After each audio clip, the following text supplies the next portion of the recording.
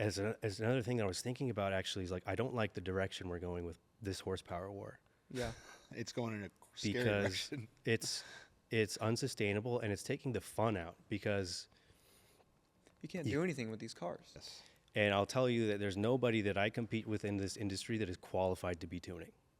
Not a single person. No one has an engineering degree. No one has an engineering background. Rip. I heard of a car that the second time he turned it on after tuning, it blew up. Wow. And of course, like, how irresponsible of a tuner are you?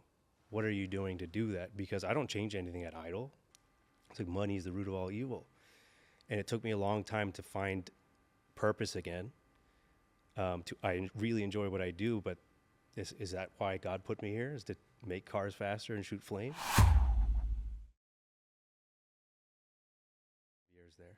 Oh, Century City. Yeah, Century City. Yeah, Westfield. so we walked into John Varvatos. She shows me 13 different jackets.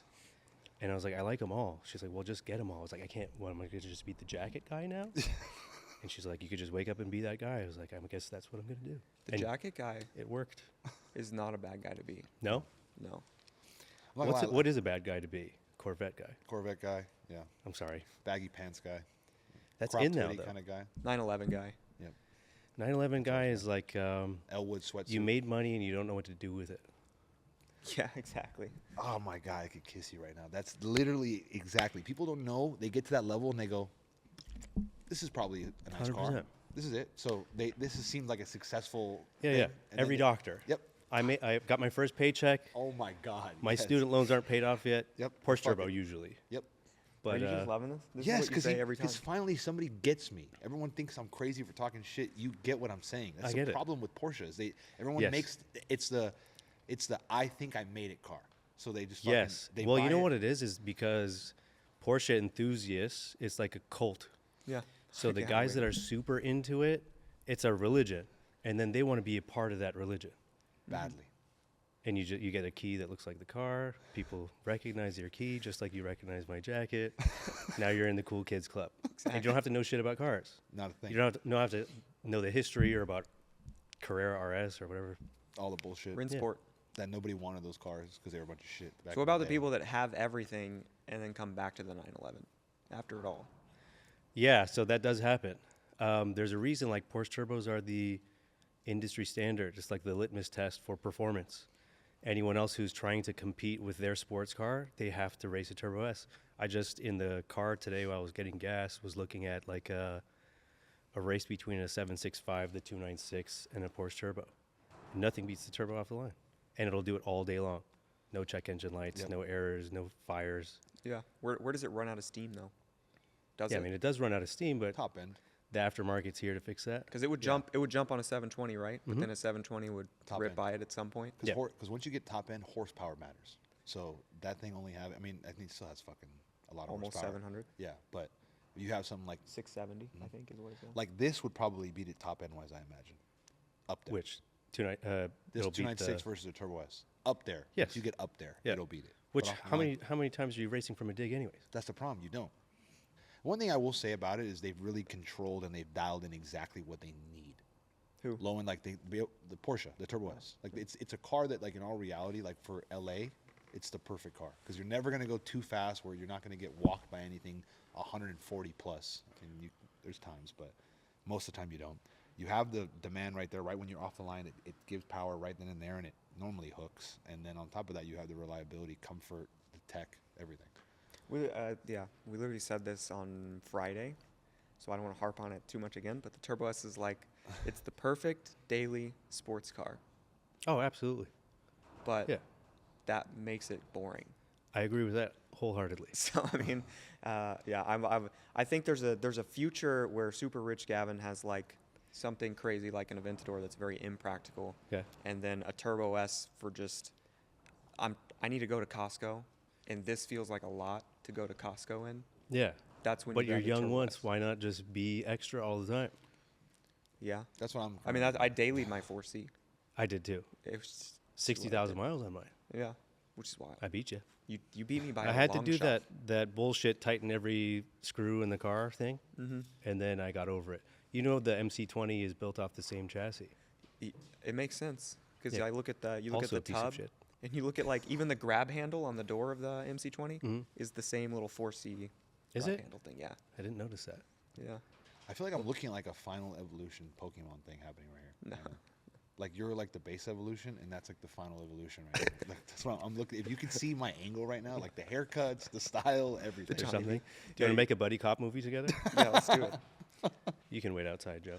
You're I gonna don't teach fit me in. how to tune. Teach me how to Dougie. You know, I've taught a lot of people how to tune in my career, Yeah. and I don't want to do that anymore. That makes sense. I I don't w- really I would- want to learn how to tune. I was kind of kidding. Oh no! I mean, well, I was. I know that you were kidding, but I was saying, like, I worked for people that hired me in order to learn from me, and then I was essentially training my competition. Right. So the other thing is that it takes so long to get good at tuning European cars specifically.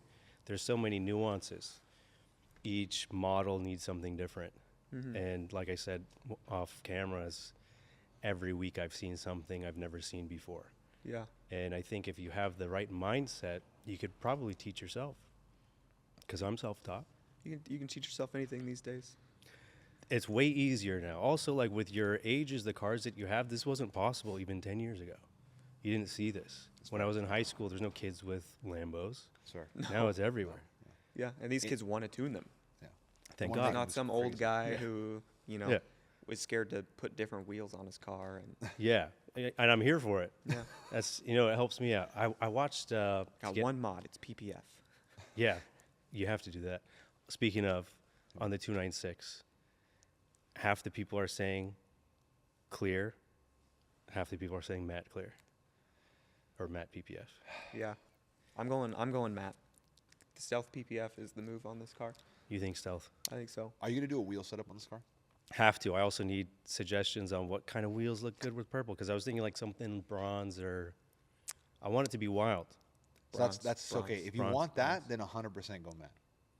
Ah, If you okay. want an overall wild build that you're gonna Yeah. do, go matte. I mean, it's for marketing. Matte isn't it? PPF with Matte. bronze wheels would be Disgusting. it'd be stupid. Okay. Even like Or a gloss bronze, white wheels would go crazy too. white wheels would also go crazy. With purple, white. The I problem would is now never you're have like considered now that. you look like Stradman because he does the matte purple with the white wheels. Oh, does he? That's He had his Bu- signature? He had his Bugatti was like that. That was like one of his signatures. Interesting. What kind of, did he have a Chiron? Veyron. Oh, okay. It was matte purple wrapped Veyron with white wheels. I think. That- That's yeah. 4-2. Yeah, his was matte purple? Yeah. Houston's is purple. Yeah. Houston's is purple, or Houston's was purple. Purple and Houston's orange, is- yeah. is purple, yeah. Orange Purple and interior. orange. Purple and orange is Houston's thing. His It's the S-Class is fastest purple and Veyron orange. in the world now, because I tuned it. Really? No big deal. The fastest Veyron in the world is a salvage title. Yeah. It's pretty sick. I mean, to come back from the dead, very brave what he did, but we gained like 300 wheel horsepower on that. Wow. That's disgusting. Yeah. I still remember when that thing crashed into the bay in Galveston. Of course. That The was- most viral video. It was like one of the original viral car videos. Absolutely. That's crazy. And everyone was like, that guy did that on purpose. Yeah. He just, Yeah, just yeah, veers exactly. into just He calmly. was like, he told the insurance he swerved a Pelican. No Pelican. there was no did that. swerving. Yeah. He was just like, this is where, Just this is where I live grazing to now. the right. You've seen that video, right? Yeah, lightly. The guy's grazing filming. over He's like, this. "What is that? A Lamborghini?" Maybe he thought it was amphibious. Yeah, exactly. He thought it was James Bond. Yeah, that the Literally. Lotus. Mhm. Lotus Esprit that went amphibious, turned into submarine. I had the very last Lotus Esprit they ever made. Really? It was a 2003 and a half. Supposedly they made 33. I had number 34. I had the car that was supposed to be in their museum, and they were Wow. going bankrupt, and they sold it. And that was my first, I think, exotic car. That's what really moved the needle for them, selling that 34th car. It did, yeah, it kept them in. That's why they're still around. Like, hey, we're done unless we don't put this in a museum and sell this last car. Uh, Puts us over. A hand-built British car is probably the worst thing you could buy, Yeah, because it falls I would I apart. can fucking imagine, dude. That car's gotta be. because you think when someone says hand-built, it's made by a craftsman, like someone skilled, like a artist, but it's minimum wage labor usually. Mm. So it's saying it's hand-built. It's just some guys hung over, you know what I mean, Yeah. and putting it together with double-sided tape. Unless it's in a lease, because then there wasn't. It was basically Legos at that point. Yes, It's like, here's a plastic dashboard. bulletproof. Here's a plastic middle seat. Here's some seats that we just ordered from, Belt or something. Yeah, Just pop them in, yeah. screw it down. Here you go. Same Toyota motor for Yeah, 200 exact- years. Bolt in the same motor. Yeah. It's easy money. When there's flying Hand-built. cars, Lotus is still going to be making V6 Camry motors in their cars. Not a fan. They're great honestly. about I'm not a fan. Lotus Not at all. in general. Lots of trouble, usually serious. Really? The Esprit, I think, was a cool car, but Yeah. after that, the tiny eco cars, like I get there's a place for it on the track, Mm-hmm. and I think Houston, I think said it's the Exige is the best car. Yeah, he did. That was I Houston. thought- Houston said the Exige was Yeah. the best car. Yeah, well, I felt like my 4C was kind of people thought it was a Lotus all the time. What kind of Lotus is that? Yeah, That was same. the question I I got got. the same question. Um, Gas stations. the new Emira. If the AMG motor came with a manual, that's a car I would buy. But the manual having the same V6 front, it's just boring. Mm-hmm. It doesn't rev high. Yeah. It's not a high-powered car. But you see the little supercharger thing in your rearview mirror go Yeah. up and down. I mean, that's like- something. that's Problem the is best there's, part. there's a cult following to those cars as well. There's guys that are obsessed I'm with sure. exactly what we think is boring. They're Yeah. obsessed with that feel. To each their own, you know. You're Exactly. entitled to be wrong.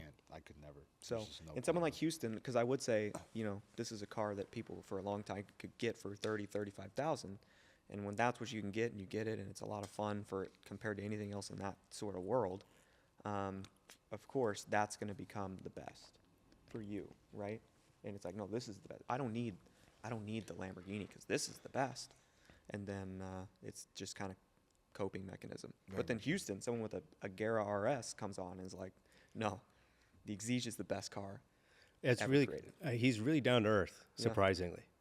And when I told him I had a 4C, did he show you his? Does he Yeah, still yeah, have it? yeah, Yeah. It's still sitting back there, all torn They apart. bonded over that for sure. Yeah. There was Yeah, a same moment there. same thing happened with us. Yeah, I want that car to be I built. thought I was special. Now I'm jealous. Yeah. Can you imagine? What's funny is I posted, make fun of me, I posted a photo of that car to the 4C forum, and they all ripped me to shreds. Really? Yeah. They're like, oh, yeah, this dumb project, we heard about this years ago and nothing ever happened. I'm like, okay, well, don't attack me. I thought it was cool. Yeah. I'd never heard of it. I saw it. I was like, oh, That's sick. the thing about the internet. It's just cool to shit on people. Right. Yeah. And like the community. It's the only there used to space where be- you could do it because if you did in real so life, cool. you'd be problematic. Of With the course. internet, you could just hide behind something. And Yeah. just Real type quick, away. can I just announce Yeah. that this is Matt from HD Tuning. Yes, Hello. please. Matt of HD Tuning. Yeah. You are HD Tuning. I am. So Matt is a tuning, the tune god. Yeah. A tune. Oh, thank a- you. I a wasn't sure literally- what you were going to use, but Tune God works. lowercase g, hopefully. Yeah, 100% Yeah, yeah, yeah. lowercase g. Because I mean, I can't tell you how many people, now that we've jumped into this world, Yeah. how many people have cars that have been tuned by you, and who Yeah. just rave about your work. So Thank you. it's pretty cool to sit. I mean, That means a lot. yeah, I've heard since literally sitting down with Will a year ago. Literally, yeah. You We probably have put your we hands have on it. heard your name. It pops up all the time. Majority. So All roads lead to Rome. The thing is that I don't do any, hi, by the way, I don't do any marketing. So the word of mouth, it's usually people in the know. I've kind of worked hard to keep off the internet largely because it's really hard to control the narrative and the type of information that I have. Long form content is the only way it works. Yeah. And it's kind of boring. Everything's like, I don't have TikTok clips that I can be like, do you want to shoot flames? And you know what I mean? Like, yeah, so it's been a long road to get where I am. 17 years I've been tuning. Most of my business currently is business to business. So I have a lot of resellers, and then they have customers like you guys that like are in the industry and known. So I get around. Usually people have to know a little bit about the industry or tuning to know who I am and to get a tune from me. So are they like white labeling your tunes? Yes, not always, but I do a lot of white label stuff. I can't mention who I right. do the tunes for. But they're not selling HD tuning. They're selling their own Correct. name, and it's Yeah. your I get product. both. So some people like Eric from Voodoo sells it as HD, and he sings my praises all the time. Love Eric. And then there are some people that sell it under their own brand, and I didn't sign an agreement, but it's a gentleman's agreement. I don't Yeah. want to Right. ruin their brand It's a image. brokering service at the end of the day. For Yeah, some of these and then I also do a lot of dealerships. Really? Mm. Yeah, so like franchised Mercedes, Ferrari, and Lamborghini dealerships. What kind of work do you do for them? For real. The best kind. If you can imagine, it's very hard to get the dealership's franchise license is at risk. 100%. So it's not something I can reveal That's why I asked. publicly. Yeah. Yeah. But imagine how reliable I have to be. So my tuning philosophy is you shouldn't make a single horsepower of a stock if it takes away reliability. And to get ready for this podcast, I actually watched your interview with Rami, and he said something that really pissed me off. Tell me. And it's not against him, because what he said was correct. He's like, I feel like, no offense to whoever else, but tuning takes away reliability of the car. And that's not what it should be, but that's what the industry is. That's 100% what's happened. Because I'm cleaning up shit all the time. Because everyone's a tuner these days. Everyone's a tuner. There's no barrier to entry. You can buy a tool and you can copy and paste. Control C, Control V is not very hard to figure out. The thing is that Control A first. yeah, select all. Control Yeah, V. fair. That's fair. I think that, and we talked about this earlier, is that tuning is treated like a commodity. It's like you get an exhaust, you get an intake, you get a tune. But the definition of the word tuning, like if you got a tune up back in the day, what does that mean? You're making the car run better, right? Yeah. It wasn't actually you get a mechanically- tune up and it doesn't break. Yeah, you were mechanically working on the car back in the day too. Exactly. Now it's a whole different concept. It's a different game. Yes. And I'll tell you that there's nobody that I compete with in this industry that is qualified to be tuning. Not a single person. No one has an engineering degree. No one has an engineering background. Some of them can't even speak English. It's like, you're going to tell me you skipped learning language and now you're an engineer. It's like, there has to be some level of technical expertise behind the tune. If there's not, you're just guessing. Why do you need to know English to tune? You don't, but I'm just saying, like, how you do anything is how you do everything. Okay. Like, if you haven't mastered a single language, you know what I mean? Yeah. What are the odds that you just skip that and you're speaking machine language? Mm-hmm. It was just an analogy. Okay, I understand. Sorry. Yeah, you don't I didn't understand know my if, humor I didn't 'cause know I'm if an like asshole. I didn't know if the ECUs were like all in No, English no. or something. Yeah, no. Actually, Remember, I know nothing about this stuff. okay, so actually, all the tunes that I make for European cars, the Damos files or the definition files, the map definitions are an automotive German, and sometimes automotive German abbreviation. So even a native German speaker would have no idea what a Zundenwinkelkenfeld is. I don't know how to pronounce it, but I Sure. know how to read it. So I've had to kind of learn German Yeah. in order to do my job proficiently. So I agreed with what Ramin said, but the fact that he thinks that tuning takes away the reliability of the car is what pisses me off about this industry as a whole, because the guys that sell the most tunes aren't tuners, they're marketing people. And I'm so busy doing tuning, I don't even take pictures of the cars that I tune in a day. I'm focused on my job, and when I'm focused on that, that's all I can think Actually about. doing the shit for real. Yeah. Problem is nowadays you have people with a certain amount of expenditure to just spend on something, and they want a certain product. They will go to whoever will give them what they want, bypassing the restraints and the safety that probably should be held on it. Absolutely. That's the problem. So my tuning philosophy, in addition to not making power over at the expense of reliability, is I just unshackle the car. So if you open up your gas tank, it says on the door 91 octane, but you can run 87 and it'll never blow up. So there, you have to agree that there's some wiggle room, right, for reliability. The problem comes when ego tuners come in and they want to set a record. And it's like, okay, that's fine, but set that record with a guy who's willing to risk their motor. And know what they're doing simultaneously. 100%. They'll do something like that. They won't tell the owner what exactly might go down, and then in X amount of time, sometimes it's a shorter time frame, sometimes a longer time frame. Yeah. It eventually goes. Yeah. And blows. Yeah. So there's like Goes tech and blows. bros and Goes and blows, baby. like the tech bro that's getting a tune is not going to drag strip. I heard of a car that the second time he turned it on after tuning, it blew up. Wow. And of course, like, how irresponsible of a tuner are you? What are you doing to do that? Because I don't change anything at idle. What model Why would car? you have to? It was a 600 LT. Wait, And it turned a on popular at idle, tuner it blew? because they disable knock and misfire. Oh. It's how you make power. So like if you log the car, this is a cheat sheet to know if someone has fucked with the safety mechanisms. If you log the car and every single time it does the same thing, because we live in an imperfect world, you're trying to control physics. You're going to tell me every time you run down a slightly incline or decline, like if the air density is different, it should always be different, because the car's always.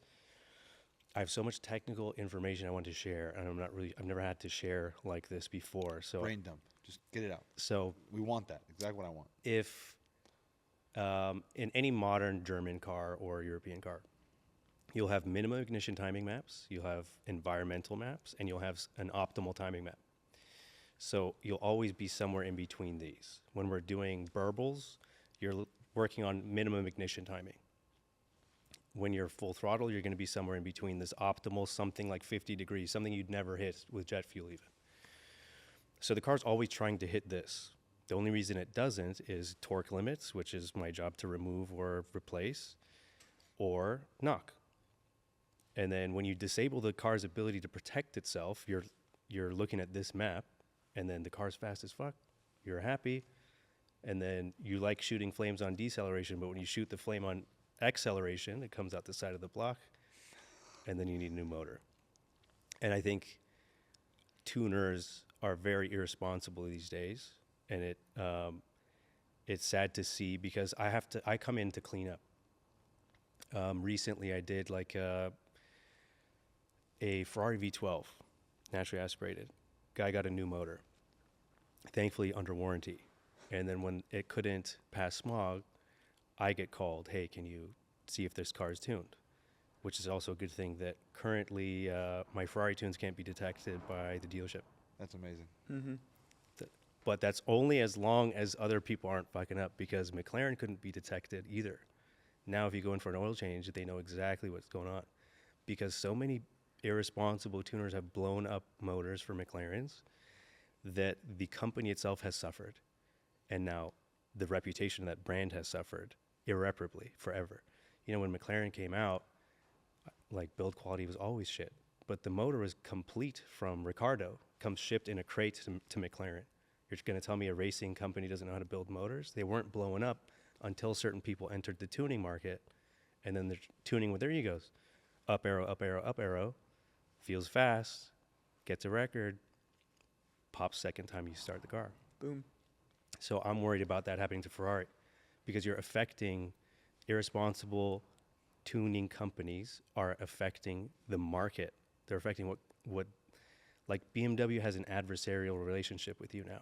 You buy an M3, you come in with wheels or suspension, you're flagged. Yeah, immediately. Yeah. And How did that Ferrari's not a happen? moniker that likes that to even start with. So I know they're going to be on top watch, and probably already are on top watch for shit like that. They have the internet. If motors keep popping, they can Google it. The same thing happened, like it started with BMW with the N54.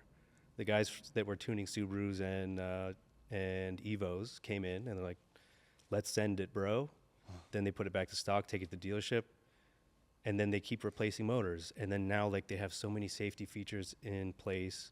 The ECUs have to be sent to fucking Finland for unlock. Every single BMW has to be unlocked in Finland. Really? Russian hackers, they're best in the world.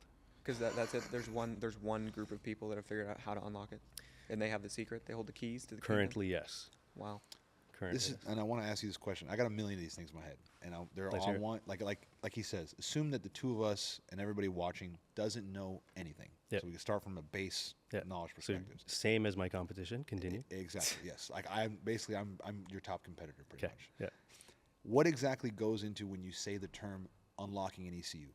Okay, so every ECU has an individual password. Sometimes ECUs would have, like, for every generation, there's like one password, one handshake. You have access to every single one. Then security got to the next level as manufacturers tried to lock us out, and then each ECU has its own password. And then we got through that. Now there's ECUs MG1, which is in this. No one has ever tuned a 296 yet. So this is a Bosch MG1. It's the newest thing. That's why I have one, is I need to become proficient at this. No one has made an unlock for it. So the protocol doesn't exist to communicate with the ECU, and the ability to access it hasn't been developed yet. So there are people, the guys in Finland, they were originally from Russia. You can mail your ECU out to them. They put basically like a patch, a software patch in it, so it will accept an aftermarket file, and then they sell you a tool to interface with the car to upload whatever tune you want. So that just hasn't happened yet for the 296, and someone much smarter than me has to figure that part out. But once inside, the thing that I have spent the last almost 2 decades doing is staring at code to find patterns, and it never turns off. Like like I read every license plate I drive by. I'm constantly looking at numbers. It has really put a stress on my life and my love life also. I'm like, did you see that angel number? Did you see? And my girlfriend's like, shut up, please. 'Cause you can't turn it off. Your brain. I can't is turn it wired. off. But I don't know guarantee you what that is. also, and this is a different conversation, but there are patterns in the real world that make me think that, people say that we're in a simulation or something. I'm like, It gets scary sometimes. yeah. Oh yeah, there's some Like- wild, there's some wild patterns. There is some wild shit that you see out there. You Yeah, can't, it always you have to makes me ignore a laugh. lot of things, Yes, like just the fact that there's certain people that are real people. You're like, surely these aren't real people. It can't be. NPCs. Yeah, Yeah, they can't be. There's there are some some people out there. there are some real serious NPCs out there. I for sure. Anytime someone does something to me on the freeway, I get next to them. I'm like, oh, it's not even a person. Not even. I'm Like they're almost just convinced that there's lost. like a group of real people and then like a big group of bots. You know what I mean? I love this conversation. Have you heard this phrase? Chance is a name for a law not recognized. Say that again. Chance is a name for a law not recognized. That makes sense. Yeah. There's no such thing as chance. It's Right. Yeah. everything's working according to some law, like cause and effect or karma, but we're unaware. We're too close to the tree to see the forest. We're like too zoomed in.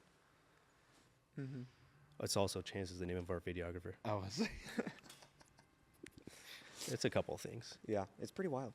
I'm like, I'm definitely not convinced that I'm the only real person because I've met too many people that Do you feel like I'm real? are real people. You seem like a real person. Yeah. You don't Sometimes feel, I'm not sure. You don't feel like a bot to me. Dude, you just said the realest shit ever. dude. I've met some bots. Sometimes I'm Yeah. not even sure. That's exactly how I feel sometimes. Yeah, Yeah. you Am can't I look even at real? yourself. You So can't look at who yourself you- in the mirror too hard. That's for sure. Definitely not if you're, You're like, on, "Whoa, if you're on wait." mushrooms, especially. There's a person that lives there. You start seeing some Celtic symbols in the mirror. What's going on? There's a lot of shit out there though that always makes me question everything else in between. But like it's one of those things where like you said, my brain. I'm wired the same way. Okay. My brain doesn't turn off no matter what. In a different sense than yours, I'm always thinking of like I got to do this, things I got to get done. How can I get this accomplished? Trying to progress in my own life, and like I come to find that like no matter what I do to slow it down, I can't slow it down. But it makes me think that there's a reason why I'm wired like this. Absolutely. Like It's if a I have superpower. I have a purpose. I'm Good. there's a reason why I'm like this because I Yeah. meet 90% of the vast majority of people like that. They're not like that whatsoever. So it makes me think, why is my internal But look at your life compared to theirs. You have more than most people your age. True. Not that that's everything. In fact, it should. It you should be everything. Definitely realize. I think I found out during COVID, I started to really hit a stride in business. I was going half throttle. I wasn't trying very hard. I was making more money than I ever made. And no matter how much money I spent, my bank account still went up. And I had a McLaren at the time. I was dating like a model. Like on paper, it was like, this is everything that I was supposed to do to You make me made it happy. on paper.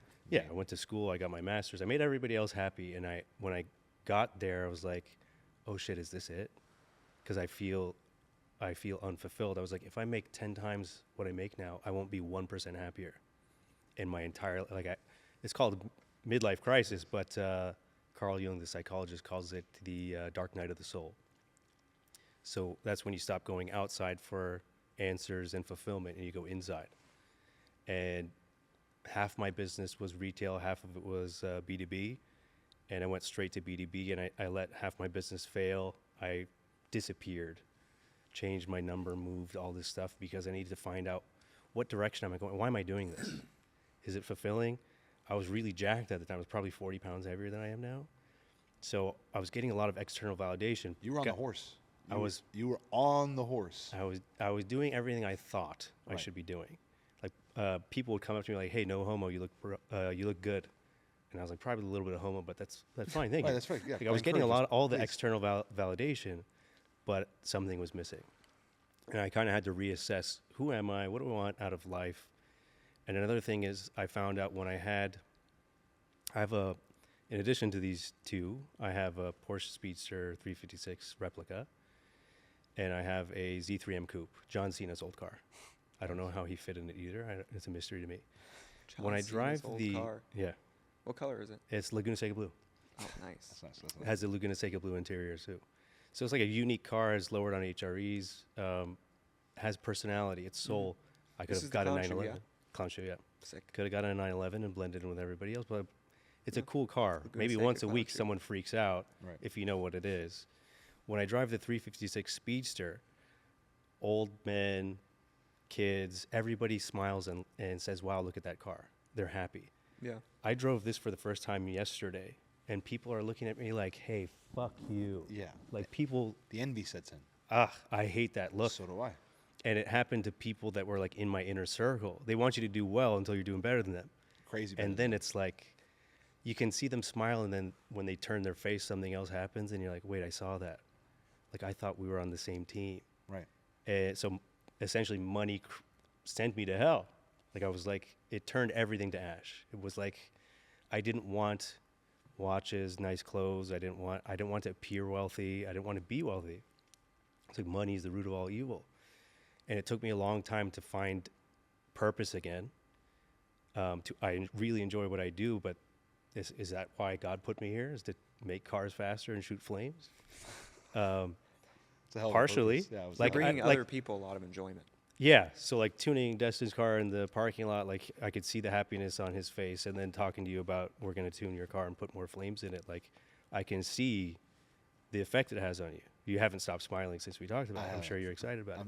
I'm just thinking about Yeah. what the car's going to be like, and I haven't Yeah. stopped thinking about it since And the moment you mentioned told me you can't tune a Vantage, my smile went away. I apologize for nothing. I'm not going to learn a new language at this point. Can't teach an old Well, dog new no, tricks. I probably won't have it long. We'll get a Get a new 600 Vantage LT, and I'll tune it for you. and you'll tune that. You said I can what? do that. 600, no problem. Yeah. It'll start more than 2 times also. What'd you say before that? About it.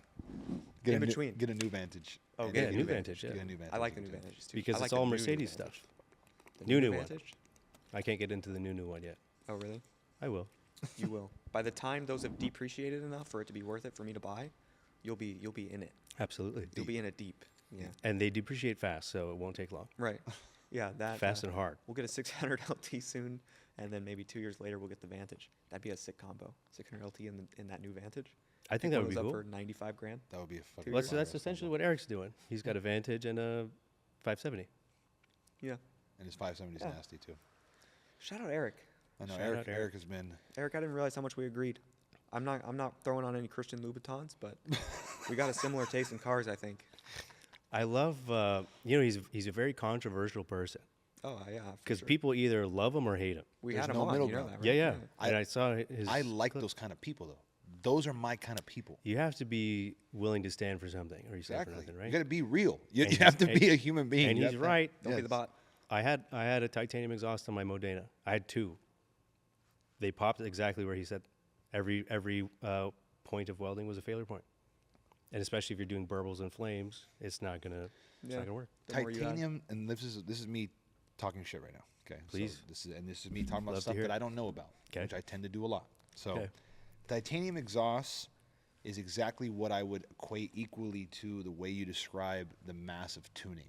Oh, perfect. What Yep. it does is ultimately, can it be done? Will it be a more effective product? In a sense, I'm not saying that the crazy tuning is effective, but like, can the car reach the limits that people want it to? Yes. Is a titanium exhaust more?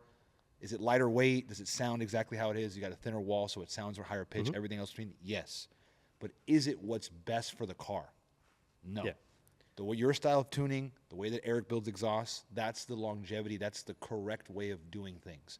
Not saying in that it agreement. can't be done other ways, and it might not be more Of course. effective short term. Yep.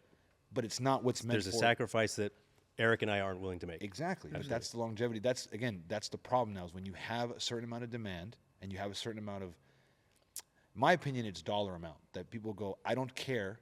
I want what I want. Yep. Give it to me. Yep. Then you have people that are willing to meet that demand at whatever cost because it correlates to a dollar amount for them. They're going to make money and they're going to continue to make mass amounts of money. Yeah. Why would they say no to it? Like you said, money's the root of all evil. That's what it causes. So that it creates this effect in the world where now you have this, but it's the ultimate thing of life. You have this ultimate balance of life between the way that things should be done, the way that things shouldn't be done, and people trying to find themselves all in between. That's why we have free market. You know what I mean? There's exactly. options for whatever you're into. There's someone to fulfill it. 100%. There's a lot of dishonesty on my end of the spectrum, where I can see on my people that I compete with, other shops, other tuners, where they say they can do something or they're doing something that they don't even know if that's true. So I wish, and probably this is the purpose of being on a podcast, is to be able to educate people. Like, it's usually what you're buying is not what you're being sold. With Yeah. a tune, you have no idea what's going on inside the code. You have no idea. So where do most people get these tunes? I can't name names, but if If I was trying to spin, if I just tomorrow was like, I want to be a tuner, you know, okay, yeah, there's tuning if I want to be a classes now. tuning marketing company Yes, and then go and I'll buy, tell you. and I'll I'm tell you like, exactly what. I'm gonna go source a tune. I can Yeah. just get on Google and I can make that happen, right? Yeah, so there are tuning tool manufacturers, so people that sell tools that interface with the ECU, and all of those guys will have a hex editor, like meaning like map editing, and they'll have a tuning course to teach you how to use that, but Oh. it's so that you use their server files. Yeah. So it's like they're making money off. That's Every the step. tuner, and they're making the money off the tool subscription and all this stuff. Yeah. So am I And- actually changing anything, or am I just taking a You are- file and Yeah, your uploading Control C, Control V. The thing is, I'm not pissed off at people for doing that. yeah, That's fine. But if you don't know what you're doing, you're risking a lot because someone's life is in your hands. If a motor blows on the freeway, like that guy's life and whoever's in the car, it's like you're doing something really risky. I started talking about this V12 Ferrari that had the motor replaced. When I decrypted the file that was in there, the tuner put 13 degrees of timing in it, extra. And on 91 octane, these cars will ping. As I explained before, it essentially has race gas maps in it from the factory. So why are you forcing timing into it? You're essentially removing the floor and just saying, work in this area. And the thing is, the cars won't even make power. If the car's pinging, you're not making power. Car's unhappy. But tuners will put race gas in it, dyno it. Look what we did. Release the car with that same file. Like that's the problem. Like at least take that out. Right. Because if someone sees the graph, they'll just convince themselves they feel the power. But again, I know like a lot of industry secrets, they'll either put race gas or E85. That's something that I heard. I did an SF90 where the same thing happened. This guy tuned his SF90, he's racing it, and he's like, it's not running right. I feel like it's pinging. He knew a lot about his own cars because he races. And he got a tune from, I would say, is the number one brand right now. And when I looked at it, I was like, this is insane.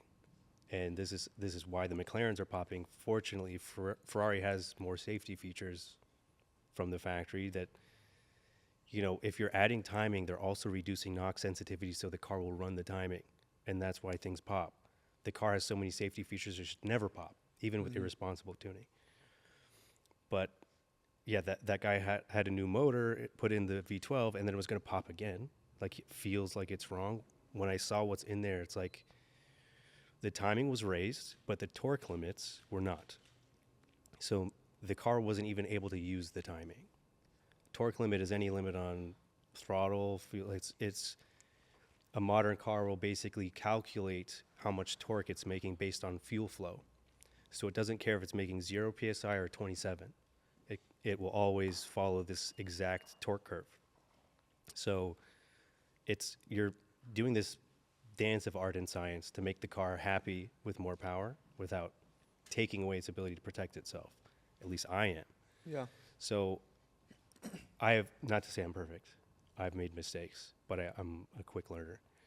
And I don't want to risk, I know what it's like because I've been on that side where I got a tune and it didn't work and my car was slower and it felt like I couldn't breathe. It was my entire life. That's how I got into tuning. It's like I had to figure out myself.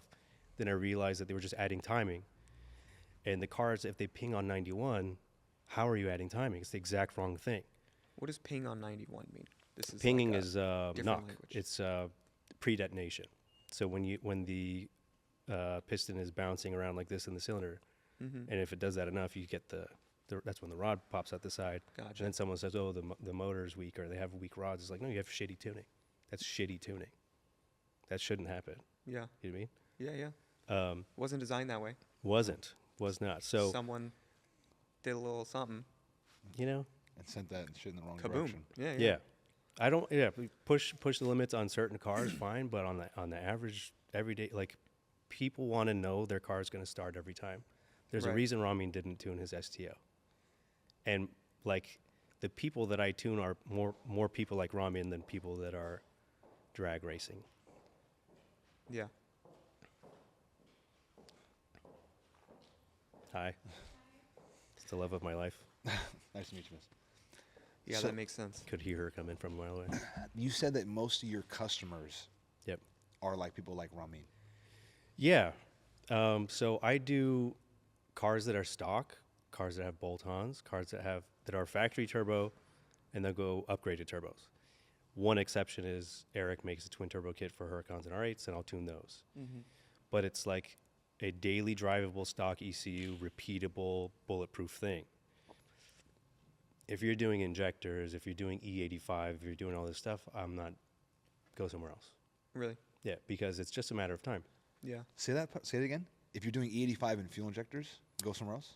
Yeah, like once you're starting to because I don't want to be married to your car. Right. Because so many times I show up at the dyno, and I have to block out the whole day. That means I'm not tuning anything else. I'm losing money. So if I block out my day, you get to the dyno, the car's leaking oil, or it won't get to red line. It's like, come on, man. Like, my job as a tuner, every time I see you after I tune it the first time, I'm losing money. Okay. Right? So Yeah. I just need to do my job get it. proficiently.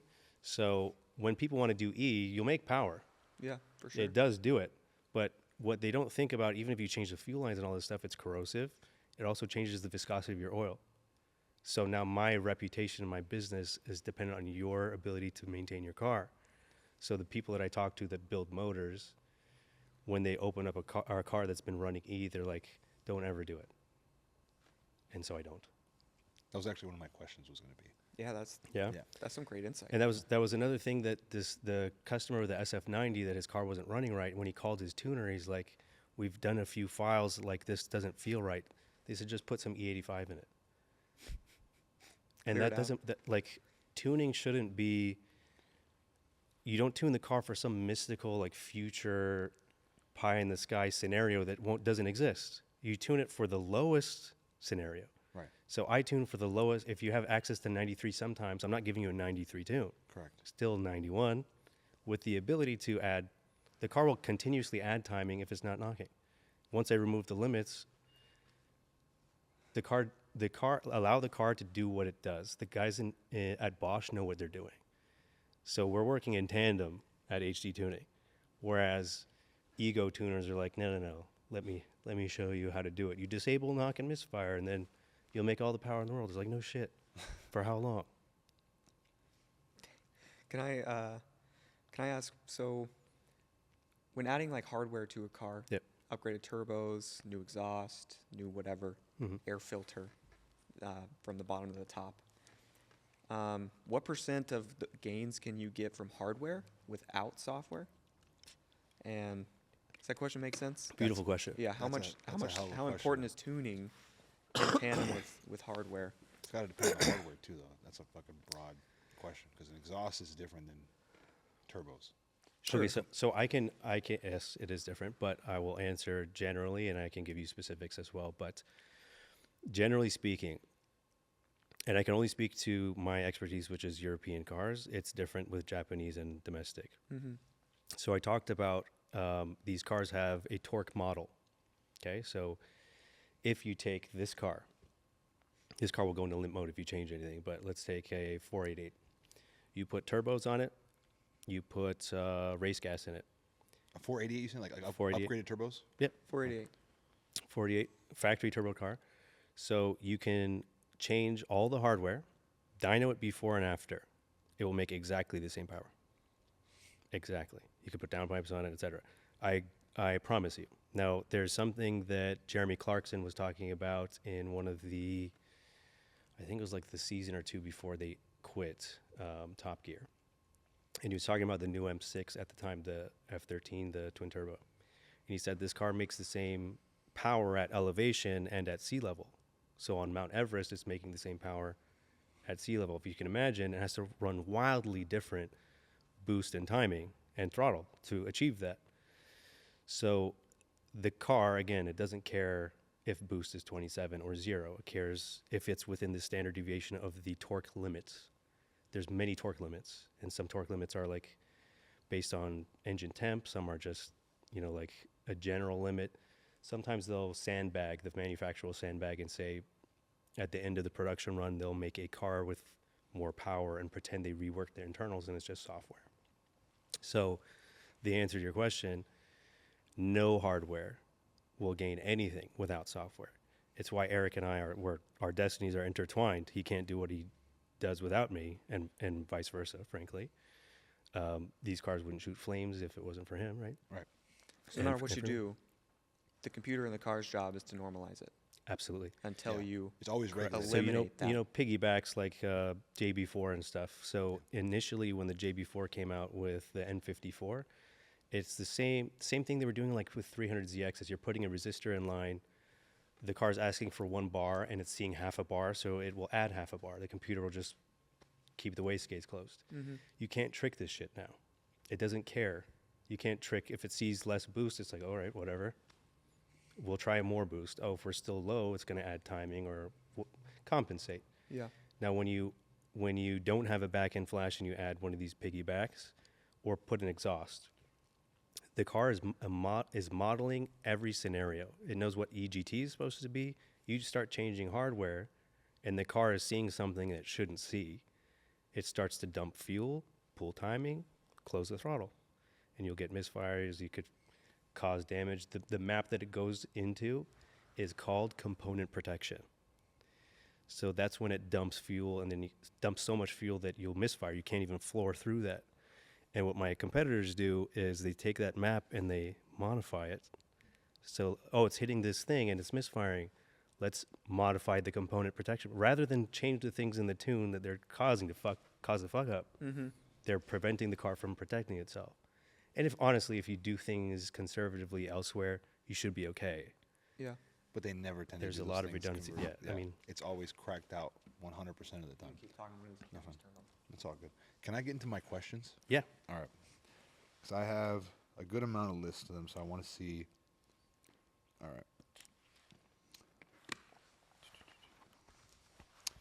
Now, some of these you got to understand. I'm asking you from a perspective of not knowing anything. Yep. Okay. So in this sense, one of my basic questions is going to be, what is a good air to fuel ratio while tuning? What is it? What? What is a good air to fuel ratio? So it's different for naturally aspirated cars and turbo cars. And every tuner will actually have a different opinion on this. Okay. So on a naturally aspirated car, I wouldn't go leaner than 13 at wide open throttle. And on a turbo car, I usually target 12 or lower. DFI cars can run a lot leaner. So you'll see like brand new Porsche turbos and stuff will run 1.0 or 14.7 the whole way. In order to make power, though, you have to give it a little bit more fuel. Fuel will cool the motor down, and you can run more boost, more timing. But it's subjective. It's a subjective answer. Okay. That's a good answer. So without hardware, because you'll plug in like Destin's car. You just added how much wheel horsepower? 130. 130 on stock everything. Yeah. So why does like Mercedes put out a car that could reliably do 130 horsepower more and not do that? They have to make it reliable. The car has to run forever. Mercedes in the early 2000s had a really bad reputation for reliability. They over-engineered the cars now. Like I think they showed when the W204 or 5 C-Class came out, they were showing people like standing on the door when the doors open. The M177 and M178 have sleeved blocks that's built for 1,000 horsepower. They released it with half that. Yeah. So there's a Because they know people will. yeah, but also like you tune the car for the lowest common denominator. If you're mass producing something, you need to economies of scale. You don't want to. It has to work for everybody well enough. So if an old lady gets into a car that has 1,000 foot-pounds of torque at idle, immediately she'll wrap it around a tree. For you and I, we can handle that or have fun. As another thing that I was thinking about actually is like I don't like the direction we're going with this horsepower war Yeah. It's going in a scary because direction. it's unsustainable and it's taking the fun out because You can't do anything with these cars. Yeah. Other than just Well, you're also killing people. mashed on the highway. And Like kids with M3s now, tuned downpipe E85, they're getting over 700 wheel. Like when I was a teenager, I could not handle 700 wheel. What are we doing? The kids nowadays are less equipped to handle that type of power. It's just 10 times more accessible is the problem. Yeah. Like I thought the Yeah. same thing when and this is going to sound kind of stupid, off topic a little bit, but when the Plaid came out, like when that just became a normalized thing, I drove one and I said, how, especially that type of car, Absolutely. they're selling that to a master audience than a lot of these other little bit more, I don't know, boutique manufacturers. But when I drove that, I go, nobody should have the ability to have this type of I agree with you. acceleration. I agree Because with you. the wrong person's going to kill themselves. A couple over years and ago, over that and guy over again. killed himself on PCH. I couldn't Did you hear believe about it. that? Like when I drove the car, my first thought was, I fear for everybody that doesn't know what they're doing Yep. and gives this gas Yep. and can't control it. a Yep. valet put one in the ditch Yeah. in a parking lot, launching it. Didn't realize that, hey, once you're at 70 in a parking lot, you don't really have room to stop, Yeah. especially with the brakes on that car. Yeah, It's the exactly. Spider-Man quote. With great power comes great responsibility. You shouldn't be handing this out to people like this.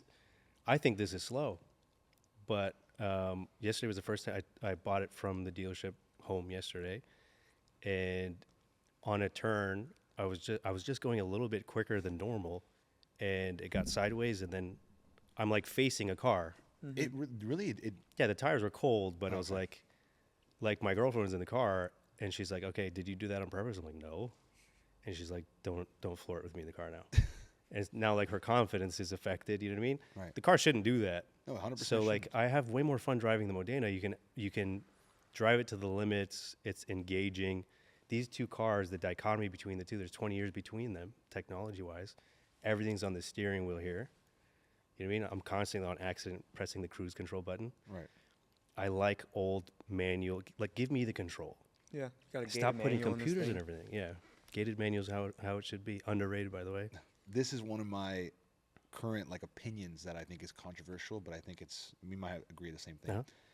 There's too much advancement and everything's getting too sophisticated to make Absolutely. everything too simple. Absolutely. Which is why this car, in my opinion, will forever be the pinnacle, because this car is the last of Dumb cars. dumb cars with enough advancement where you have the best of both worlds. Yep. Now everything, like the Revelto is a perfect example. I think that car is just it's too much. It's boring. It's It's a too Lamborghini much. Turbo S. Same thing with this. I mean, I haven't driven one. I haven't so- driven the Turbo Lamborghini S Urus either, yeah. or a Tesla. Yeah. Yeah, exactly. But that's the whole world we're going. We've now gone too far this way. So those cars that fit that blend, I think, are going to be the cars that start increasing in value and everything else in between. I agree. That's with the it. car. And we should hold on to these. Yeah, dearly. 100%. Also, we dictate the market. You saw the new C63 hybrid. No one bought. The 13 sold in the whole country. So Actually, I don't know. okay. I know that was a real stat you were pulling out. Being a dick, being facetious, but like everyone wants the V8 still. Yeah. Like if we don't buy it, that shit will cease to exist. Right. It's Literally. like stop giving me something I don't want. All the tech in this stuff, it's unnecessary. The cars get heavy. It's bloatware. And they compensate by throwing hybrid motors on it to compensate When for Ferrari Kool-Aid More guys things to go wrong. go to sell their F80 when they're finally out of their contract and lose $2.5 million on the car. because they drank Yeah, the they'll get Kool-Aid. pretty upset. It's going to be They sad. drank the damn Kool-Aid. That's the problem. They drank way too much of that Kool-Aid. And now Yeah. they're on the Well, other we saw side the of it. SF90 get cut in half. That was a scary thing. It also affected the value of my car before I took delivery of it, because no one's going to pay more for a 296 than an SF90. These cars are going for an interesting price point. That's hence why I'm kind of low-key thinking about getting I've heard a one. lot of people that have gotten rid of their SF90 for a 296. Yeah, apparently it's more reliable. It's one electric motor instead of three. Yeah. I personally would, if it wasn't for development, I would prefer the SF90. Yeah. Why? I make 3 times the power that my competitors make. It's a computer that I'm proficient at already. MED 17s has 2 of them, but it's something that I've been working on for 10 years. When I see what other people are doing with the SF90 tunes, the thing is, like, tuners all steal from each other, and I'm wondering why no one's learning from me. So, like, if I develop something, All they need is the car. Once your code is on it, now they just need the car. They plug in, they see what Yeah. you do. yeah, I can encrypt to some degree, but if there's a way to encrypt, there's a way to decrypt. And the thing is, like, okay, look at it. fine, but learn from it. Why did I do that? I had a car that I tuned, a 488 I tuned in Arizona, and the guy was happy with it, and then he wanted turbos, and the guys selling him the turbos are like, we'll tune it. We know how to do the tune with our turbos. So they obviously are like, don't flash it to stock, so we'll take care of it. So they look at my tune. They don't know my philosophy and logic as to how I do it, and this is some European dickhead with a big ego tuning on European gas, and he's never done 91 octane in his life. So all they did is take my file, put timing into it, and then pop the guy's motor. It's like a year and a half the guy doesn't have a motor. They said they'll pay for it or whatever, but like you're making payments on a car you don't have. Mm-hmm. Again, ego tuning. It's like, fine, copy. We'll all get better. You know what I mean? But learn, like there's logic to what I change. If you don't know what every single byte does in a tune, you should not be flashing that into a car. So the marketing companies flashing, tuning, acting like it's a commodity, like an exhaust, like just cut and paste and send, is doing everybody a disservice, and it's fucking up the market, and it will irreparably change brands. Like McLaren has suffered irreparably. Why do you think McLaren specifically? Just because the amount of people that know those motors are capable of more, and they've done everything to Specific blow it? tuners that are tuning irresponsibly. Like a car starting twice and blowing up, I've never heard of that. That's actually wild to me. Mm-hmm. I can't even imagine that. Me too. Because from my, you don't, We should be to these people. yeah. Yeah, I do believe spiritually, if I name names or whatever, if I assassinate someone's character, it's the same thing as assassinating the man. My example is like O.J. Simpson. You remember people were protesting for and against him outside. And I really wish that both of them would fuck themselves and die, because you're not on the inside. You don't have the information. Shut the fuck up. Right. Like, how sure are you that he's innocent, or how sure are you that you're condemning someone? Condemning doesn't liberate, it oppresses. So I resonate with that. I have 100%. to you're an intelligent man. You have to be careful. So like I obviously have my opinions. I'm passionate about it from what I know. I could also be wrong. So I don't want to take food out of someone's mouth, affect their ability to feed their families, but Their livelihood. I'm entitled to an opinion as well. I agree. Mm-hmm. My opinion is the way that my logic as how I approach this. I'm not the smartest person that ever lived, but I think tuning, What if you were? then we're fucked. What if? On this subject, do you guys think Elon Musk is intelligent? Intelligent? All right, you want the crazy opinion? I do. No, I don't. Sick. I don't think he's uberly Sick. intelligent. I Yeah, tell me more. think My girlfriend said, "Don't bring this up." well, okay. One thing about Elon Musk, and this is now I'm not talking about his intelligence. I'm talking about what I know and my opinion is strong on with him specifically. Mhm. Because I don't think I've actually said this to anybody. He has what he has because one thing about me and one thing that I believe is life is risk. Every day you wake up, every day you step outside, every day I turn this car on and I leave my house, I'm risking something to some degree because I'm trying to do something. So to achieve a certain amount of success and to achieve something in life, you have to have a certain amount of risk that's correlated to that. Sure. That man has risked everything so many times on such a high scale, which is why he has the success he has, but it's why it's automatically correlated to him having intelligence, because he has so many things that have blown up. But it's because, like, when he sold PayPal, he took every dollar and just reinvested into every company he had, and they all just happened to pan out and work out. Now, the biggest thing is obviously he has hands-on to a certain degree, but it's all delegating and having people in the right position Yep. and having people that are skilled within that niche to do that. Yep. But he That's was the able type of intelligence. Yes, in a sense, but it's a different kind of intelligence than what it's correlated to. People think Yep. he's a sophisticated intelligence.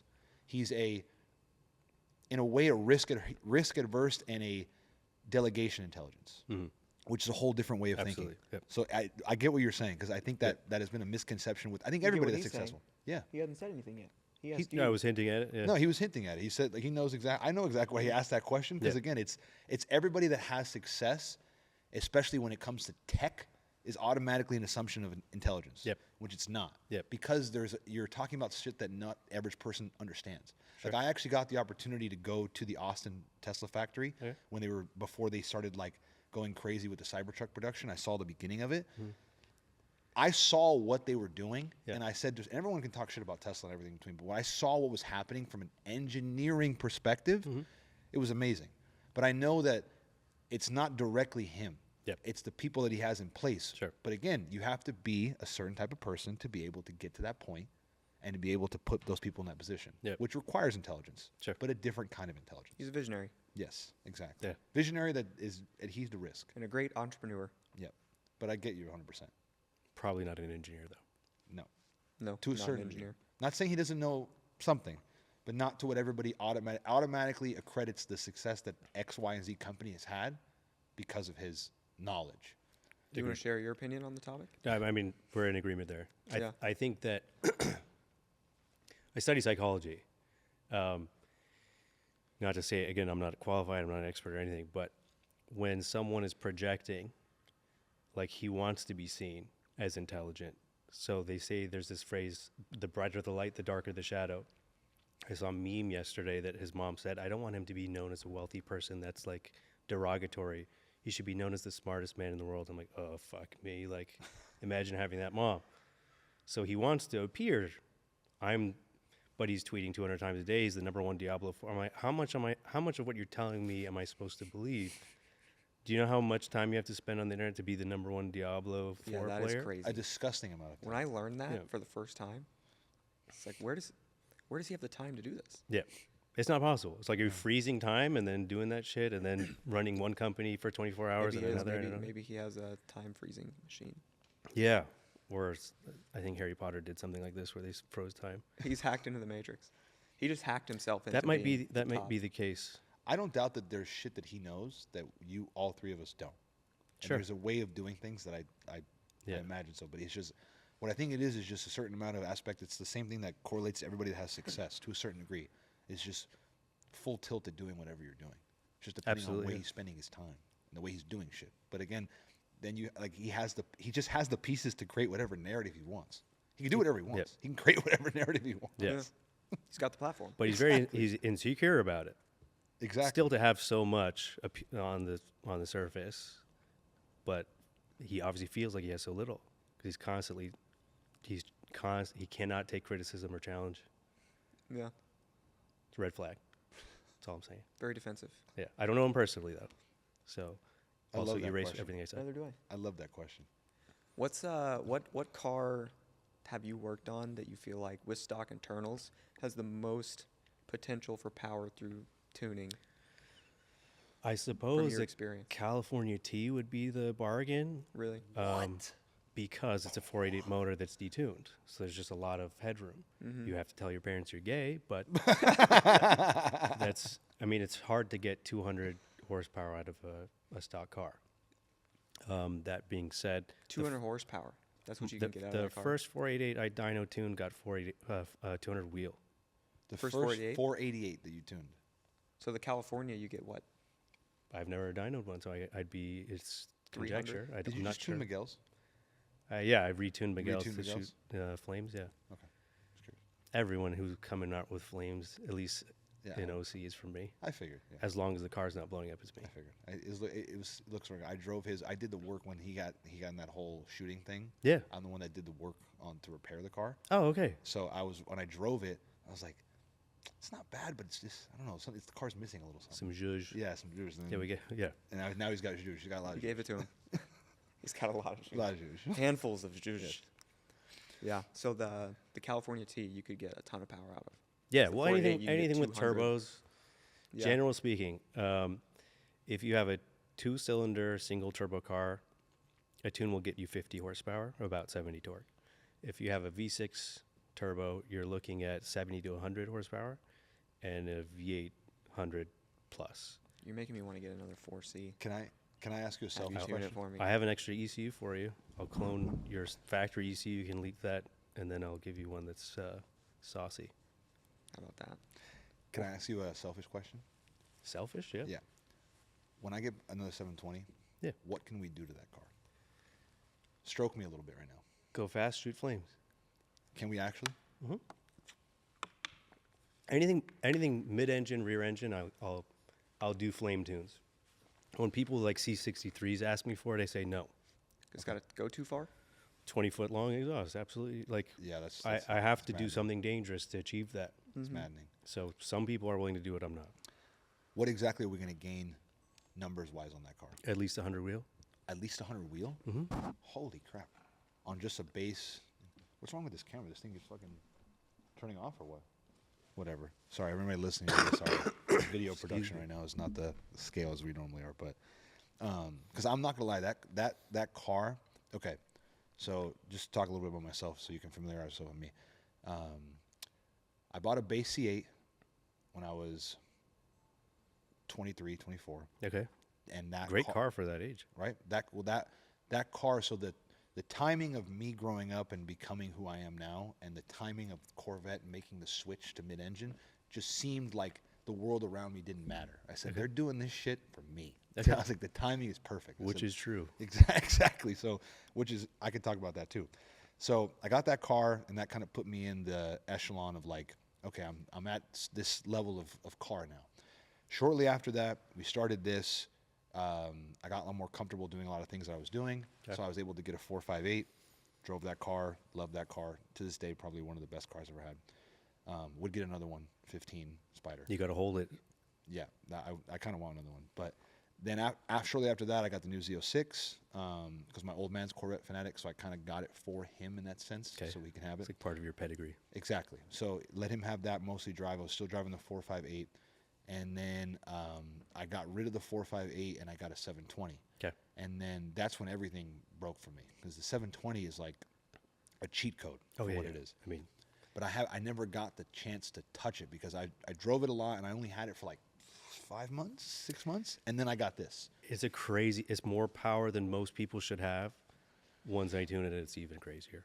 That's what I want to hear because that car is everything I've ever wanted. There's no, in my opinion, It's a there's spaceship. Exactly. There's no better, but there's like a lot of little things that you would normally like don't talk about. Like Gavin and I talk about. We talked about this on Friday. I don't want to talk about it too much, but like the visibility in the 720. Oh, sure, yeah. Is something that most people are like, but for me, I'm like this fucking. Sacrifice you're willing to make. Exactly. It makes the car fantastic. Sure. So I want another one, and I'm probably gonna get a 720S Spider after this. Okay. So I want to know exactly what we can do when I get it, because the first thing I'm gonna do is take it to Eric, throw an exhaust on it, have you do your magic. Fast, consistent power. You never have to worry if it starts in the morning. It'll idle fine. It'll warm up fine, and we'll make it shoot flames That's gonna be if you wild. want. Yeah, I want it. Yeah, That's the- always an He option. always wants Always. flames. I can also disable that start-stop feature. Yeah, When you stops at a light, seems annoying. I hate that feature. All right. Just another thing. McLaren has start stop. I think It should. I'm pretty sure mine I did. knew the new 750 does. It does. It did have start stop. It did, right? It did. Yeah. I'm trying to remember. I think it did. It doesn't always hit like the conditions in order to stop. But it Like has. motor has to be warm and whatever. Let me ask you another question. The new Z06. Mm-hmm. You said you can't tune it. Even if I could, I wouldn't be doing you a favor because I don't speak that language. So if I had access, could I figure it out? Yeah. So someone develops the protocol to get into it. Once I'm looking at the maps, tuning is tuning. It's not like if I see a timing map, I wouldn't know what I'm looking at.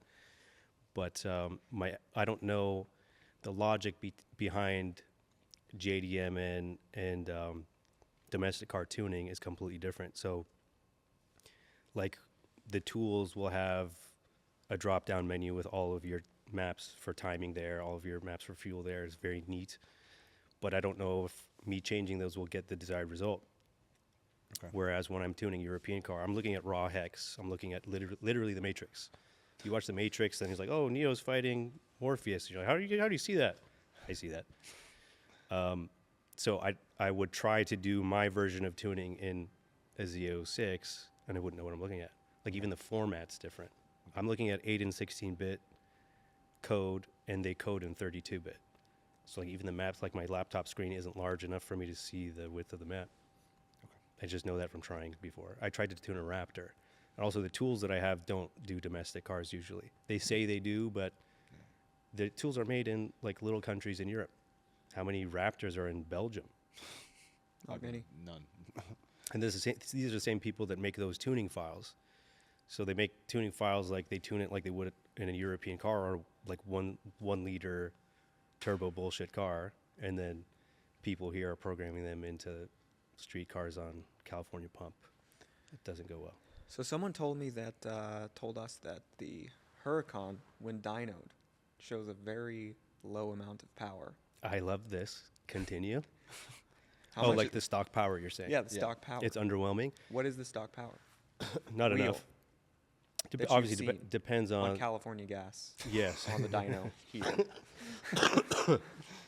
Getting over being sick. Apologize. But Likewise. I heard you guys just had Ryan Edge on. Yeah, Yep. he was telling us about it. We used the Mustang dyno. Mustangs just read low anyways. Mm-hmm. So on a dyno jet, you should see in the 500s. His car showed up something like 4s, but a dyno is a tool to use to measure delta change.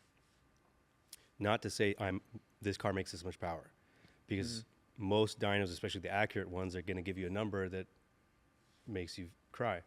So in his case, the funny story is we had posted, my sales guy, Steve, he runs HD Tuning Arizona. He had posted in a Facebook group, we're having like a holiday sale for our R8 and Huracan tunes. We gained like 70 horsepower. And other tuners chimed in and said, it's not possible. We know more than you, and we're not able to get 20 horsepower on it. So publicly, like, challenging me, right? So challenge accepted. I called Ryan. I was like, let's go to the dyno. And we made 55 wheel horsepower on his car. And his is a 610. Right. So you assume with a 580 would obviously gain more. So Right. 55 at the wheel on 91 pump. So I posted it as a response. I didn't post. I don't have any social media, but I had Steve post it. Like, respond to that specific company. Like, what do you think of this? No response. The Huracan is criminally underpowered for how it looks. The STO also. It's like you look like Batman and you lose to everybody. Kids in M3s are blowing your doors. Like, you can't race anybody. Can't risk. It sounds cool, looks cool. But you at least need, have you been in Ryan Edge's car? No. Surprisingly fast. You have? His Huracan, you mean? His Huracan. In a sense, yeah. Depending For on the what it scale. is. You drive a 600 LT, Of course. it's not different fast. level. Right. Different level. Yeah, but for but what it is, it's when I went to tune Houston's Bugatti, he gave us a Huracan to drive around in Vegas. And I was like, I don't know why people, especially for the price, like, what are you getting? You get people to look at you and say, oh, you have a Lamborghini, but like, I'm a short guy, and even my head was like, on a convertible Huracan, I don't know who they sell that shit for. That's it. Now you're talking about a whole different dynamic because people who are buying Huracans are buying it not for the car. They're buying it for An image? Not even that. Well, I'm not saying that people aren't doing that because there's a lot of people that are doing that. But the smart person is buying the Huracan for the validity that it gives to whatever product or business they're trying to sell absolutely, sure. behind it. Yeah. That car has become that. I think why it gets such a tarnishable name now is because the car has translated into something else. And I think all supercars have done that. These are more than just cars now.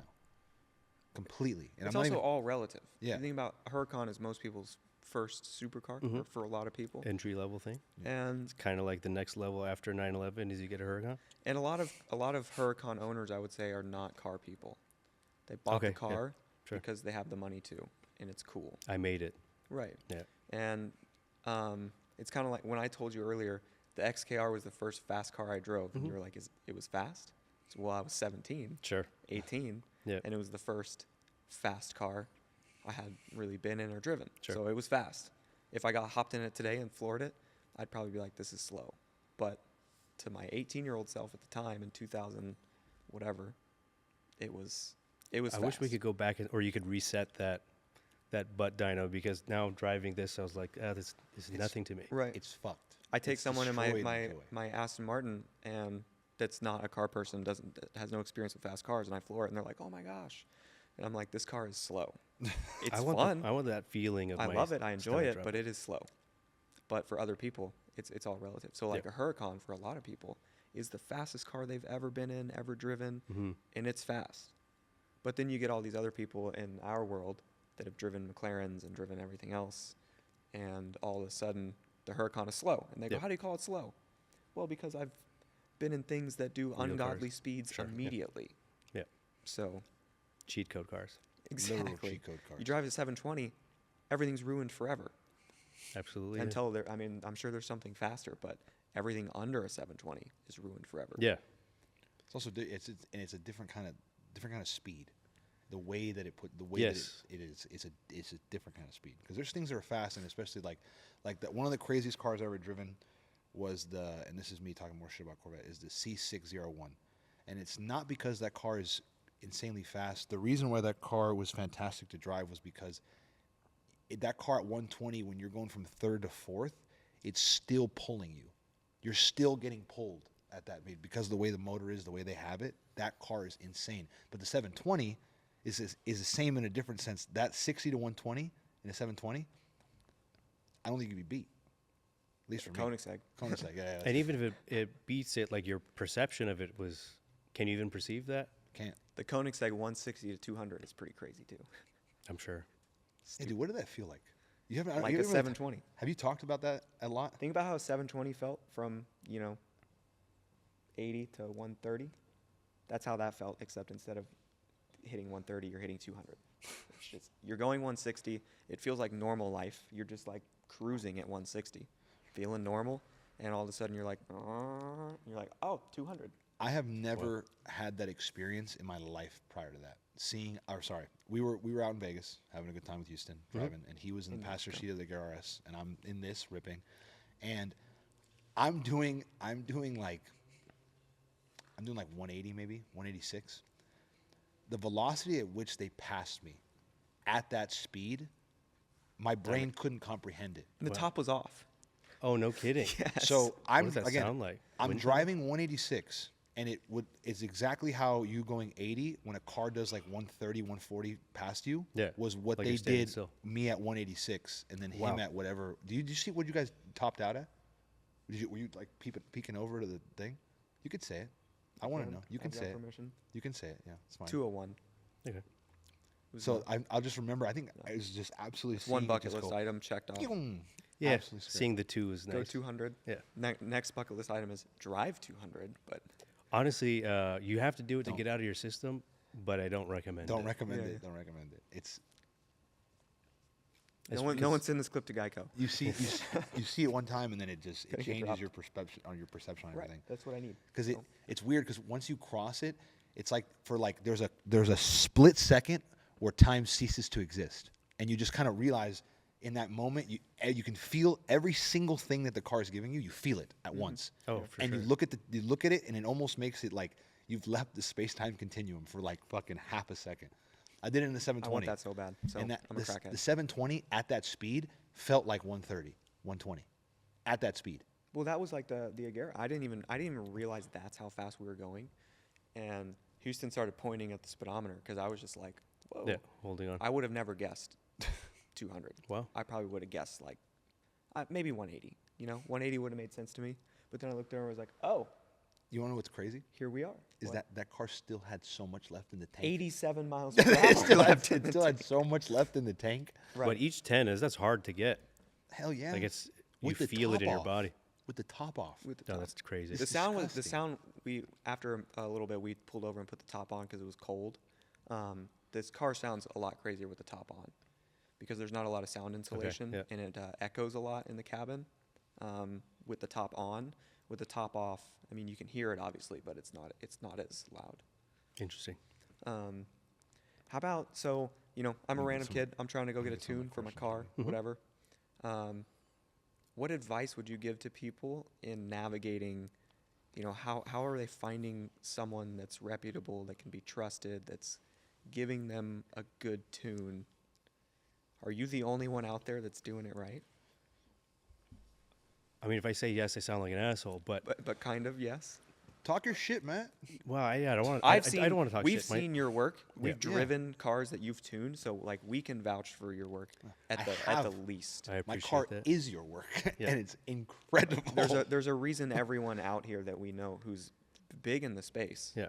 drives cars tuned by you, I would say. Fair. So that Fair goes a long way. assessment.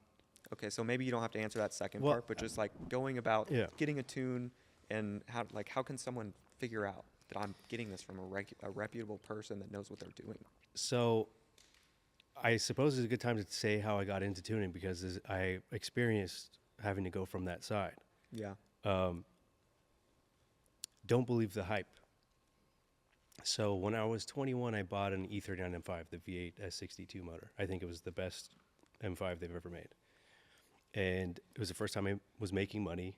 I was in mortgage. And I spent every waking moment researching mods. I was on the forums. So I bought a tune from the guys that had the record. And I assumed if they Sounded had like the a safe record, bet. Right. they know what to do with my lowly intake and exhaust car, right? Mm-hmm. At the time, sorry, mom and dad, street racing was my life.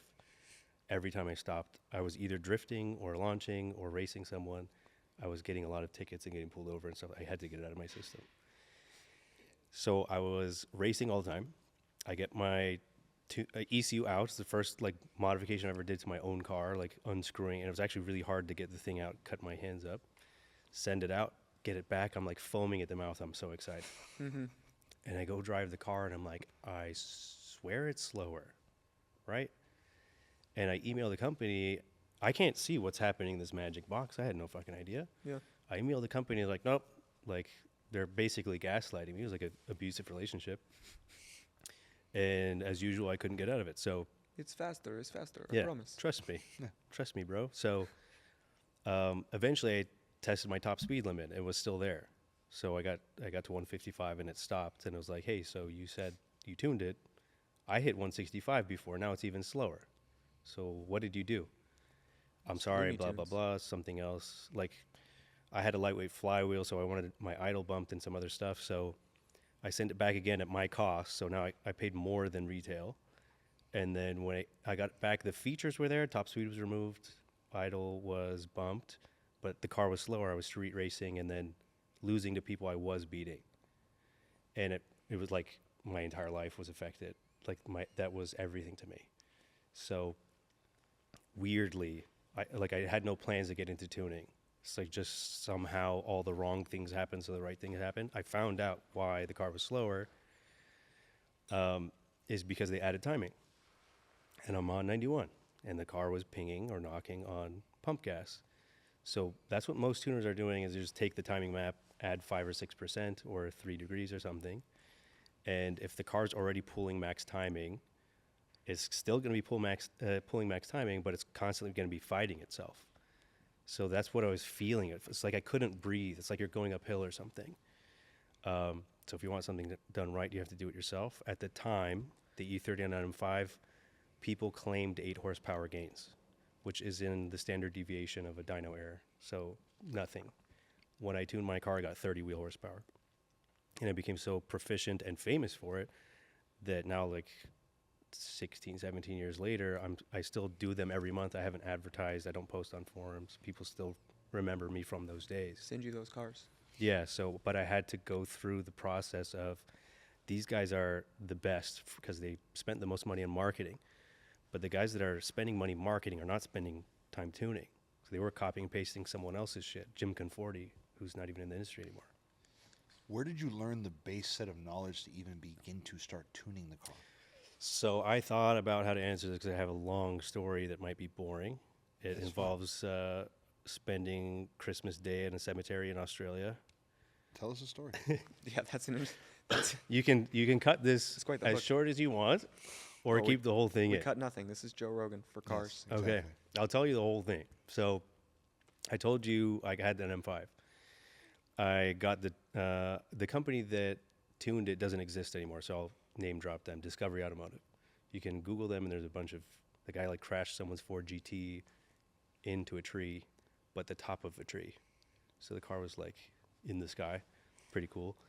And that's why he's not around anymore. He didn't die, but he can't do that to people or people's cars. So I posted on the forums. I said I got these guys tune my car and it's slower. And of course, as forums go, people are attacking me. Right. They have loyalty to this brand, Yeah. which is also why I'm largely off the internet. I am tired of fighting with people. It's like, okay, believe whatever you want. But a different company contacted me and said, hey, we can fix it for you. If you give us a review, we'll do it for free. So I took them up on the offer. They tuned the car. It takes me 10 minutes to tune the car. I sat there for 3 hours.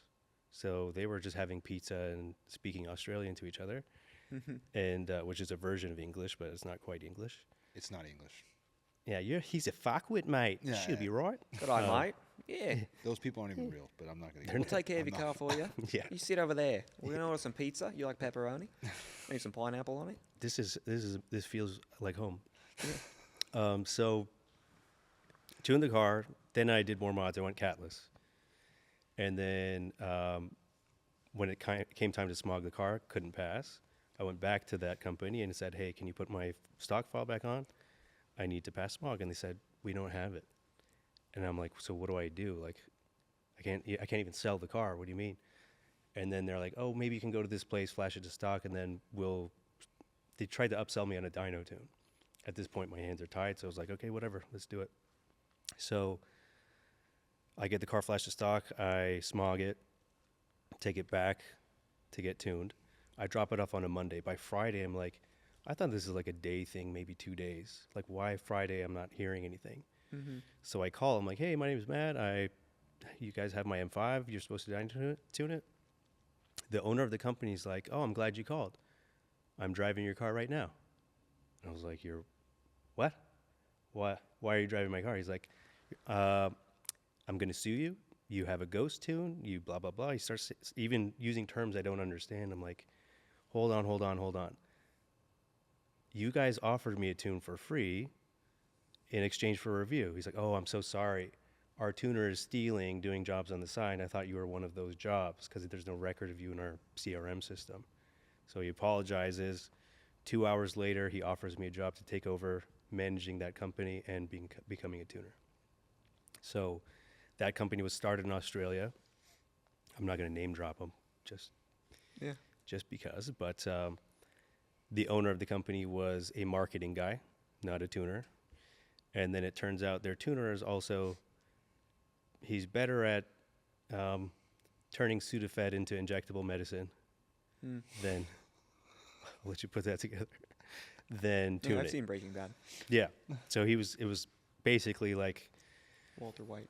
yeah, so I had to take over. I finished my undergrad. I was a business major, and I was starting my MBA. And at the same time, this opportunity came up, and I always loved cars. So it was like, instead of looking at the clock at this engineering firm or whatever, I'm playing with cars. This is my hobby. So I went full steam. It's like, no matter what, I'm going to make this work. The company was a fucking mess. The people talking shit on each other, stealing, and everyone hated each other. It was really weird. The culture wasn't there. My God.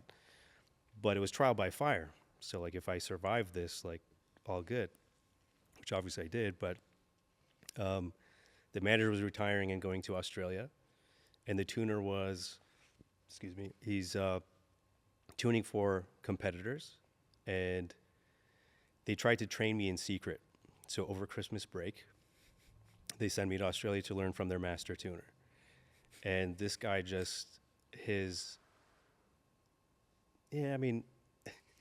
it was like, Wax on. if you actually saw Wax a on. picture of it, you'd laugh till you cried. Yeah. Because the dude slept till noon. You know what I mean? Like, I'm sitting there, like, I'm in a country, like, away from my family for the first time, Christmas, no friends or anything. Sitting there, like, twiddling my thumbs. He handed me an old ECU, and he's like, teach, like, this is how you remove a chip, desolder it, and resolder it. So I just sat in the garage when he's asleep, just practicing that. That's how I tune Paganis now. I desolder the chip and resolder. So it's like, what? I still have that skill set, but it's the only thing I could practice without him. If he's showing me his screen on WinOS, like, it's very confusing. It's legitimately like you're looking at the screen of the Matrix in the movie. You'll have no idea what the fuck is going on. So I'm looking at him, he does something, and I'm like, hey, what did you do there? And it was like 3 minutes of silence, a little bit of drool, and then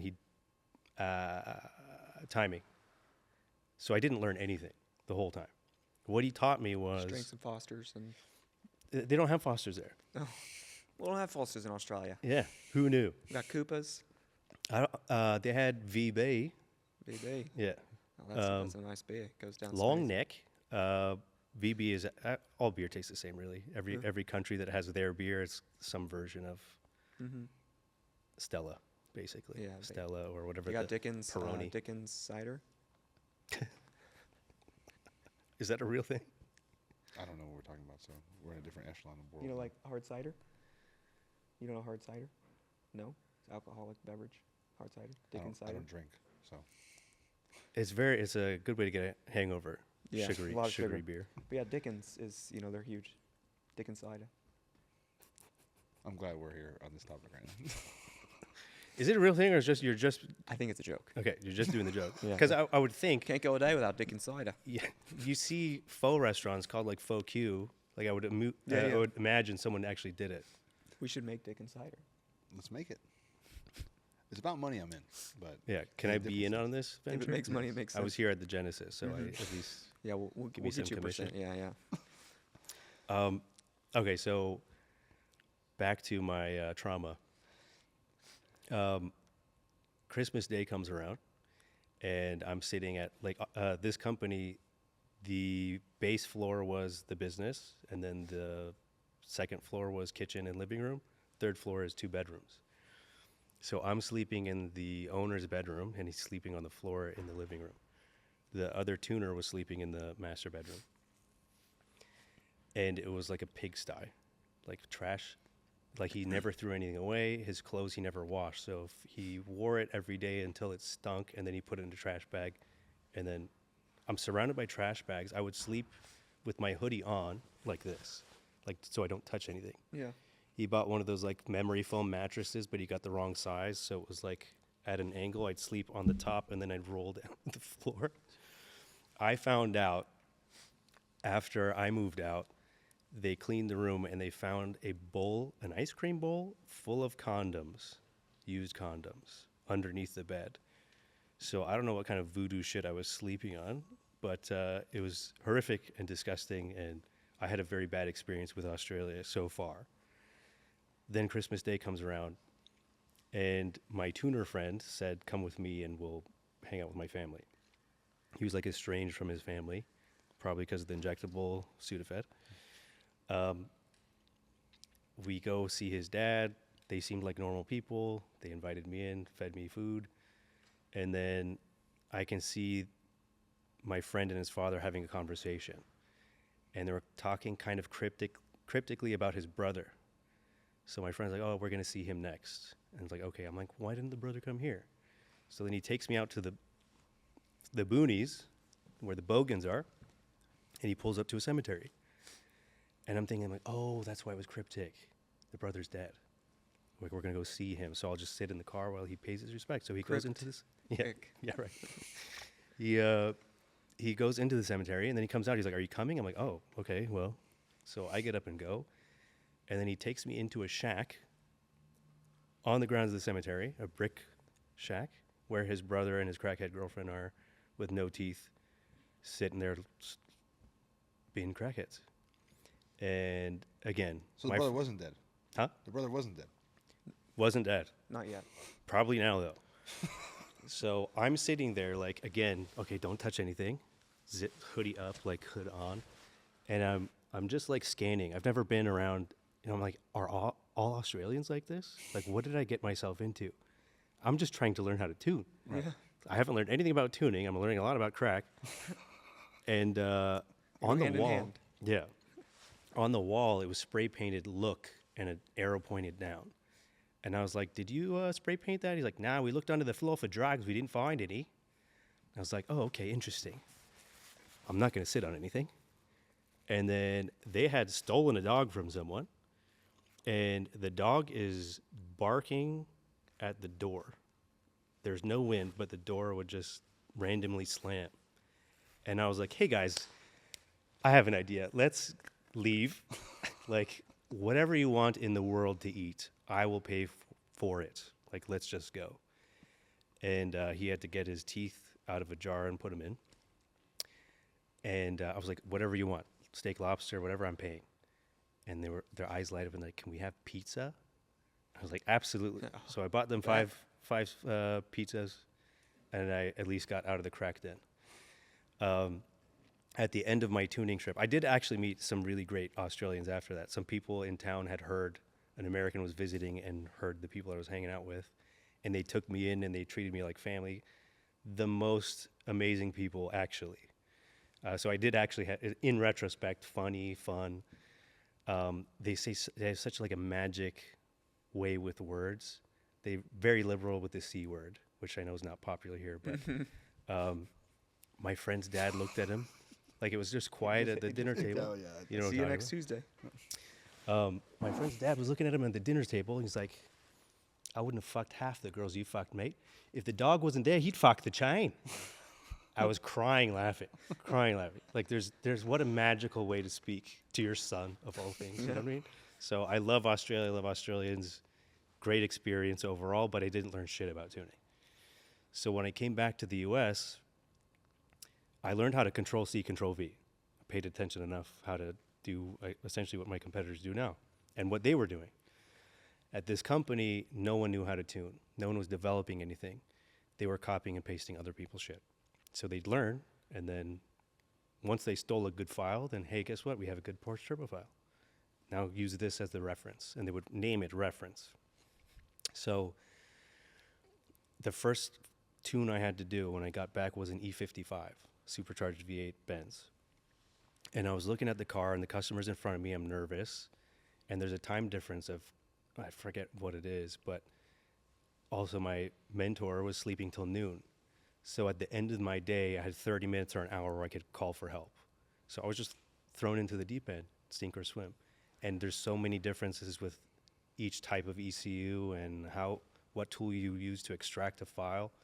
Usually I extract a file from an ECU, modify it, put it back in. And this E55, I couldn't extract the file. I didn't know what tool to use. So I desoldered the chip. I did it the long way. Customers like I've never done this live before. Right. Over my shoulder, like, you ever see people take apart a watch to refurbish it? Yeah. You're nervous as fuck.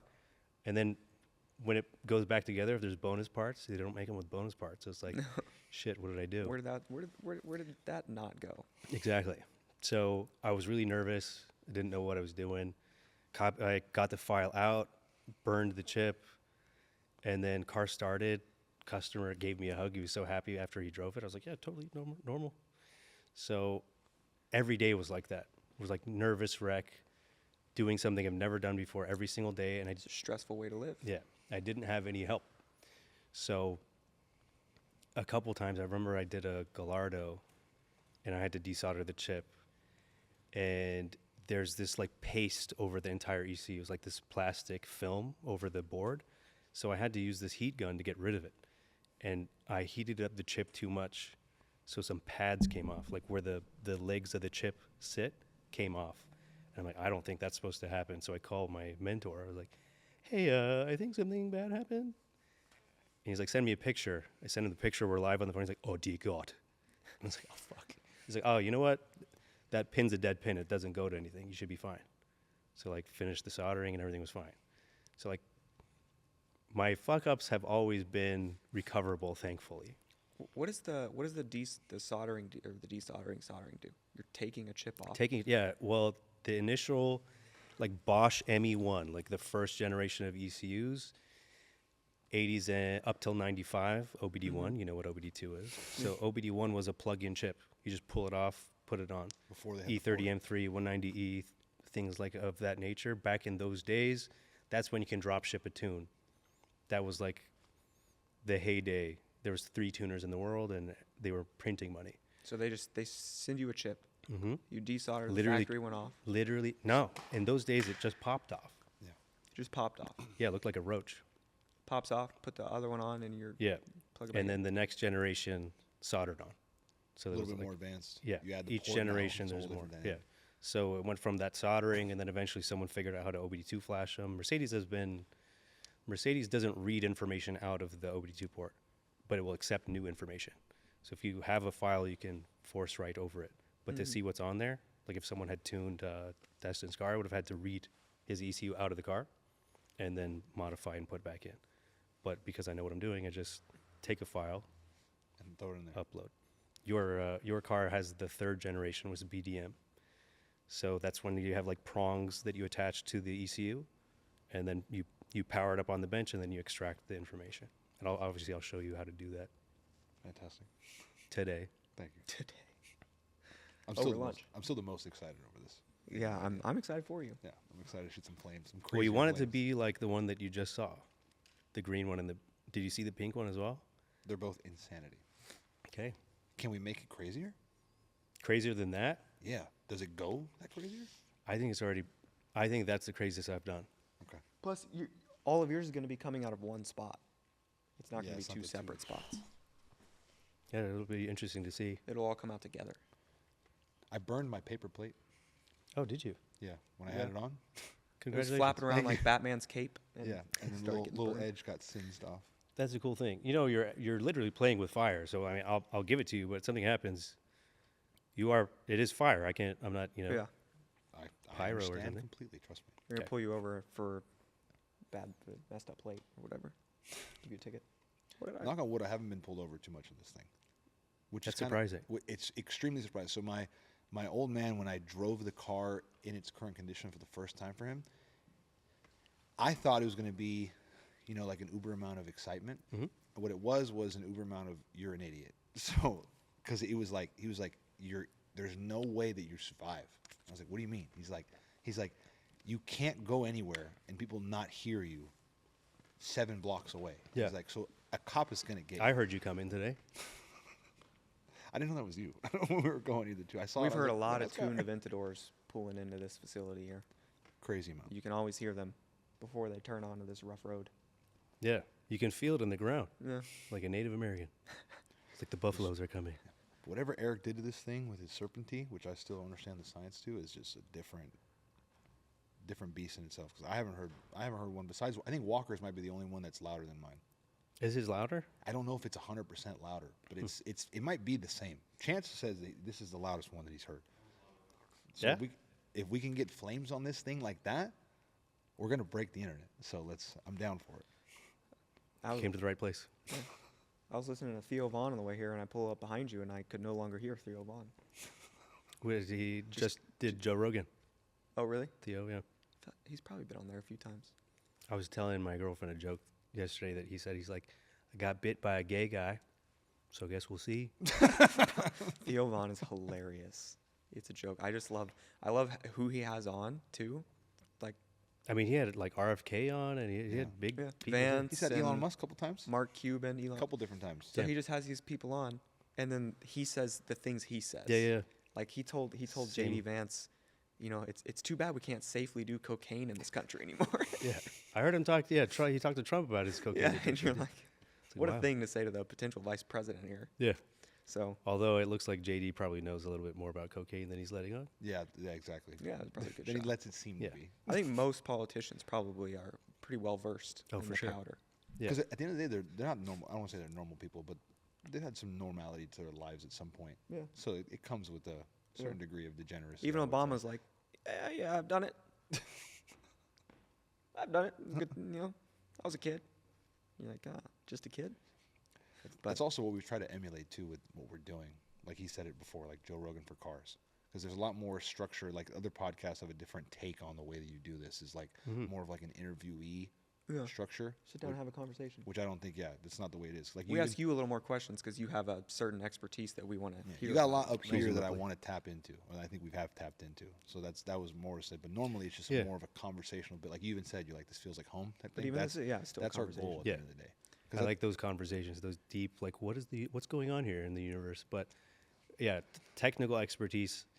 The thing is that I've been doing this so long, and I know what I know, so I don't know what the questions are, what it feels like from your end. I don't know what questions you want answered. So Can I tell you something non-car related that I think I don't know? I know you don't want to you don't look to hear this, but I think you need to. Okay. I knew the type of person you were right when you said that you studied psychology, Okay. and I'm saying that A in a very pretentious douchebag. positive. No. Okay. I'm saying that in a very positive, extremely positive manner. Okay. Thank you. Because not a lot of people realize that psychology is a majority of life. Yes. It's Study all- of humans. Yeah. It's all psychology, but Yeah. more than the study of humans is more like it's more than that. It's pattern in the way that people think, Absolutely. and the only difference between everybody in this room is, to a certain degree, the way that we perceive it and the way we think. Sure. So when you study psychology, you're studying more than what the average person can even understand, that it gets down to a psychological aspect of how we're all wired, and then that's exactly byproduct of where we're all at this point. Yeah. Like every single experience you've had in your life has led you to be this person that's sitting Absolutely. down here. And all you had to say was that you study psychology, and I know exactly, not that I know exactly your life, but I can imagine exactly where you're at in your life. Mm-hmm. And then everything else you said after that, I was like, this shit checks out. I wanted to understand the motivation of people, because I have everyone has their own experience in life. So when I didn't understand why certain people treated me a certain way or took advantage, in business especially, like I'm a very generous and open person. And if I'm generous and open and someone is like, if I have money, we have money kind of thing. And then when someone makes it clear that they're around for the money or something, it's like, you would have had that anyways. What the fuck was this about?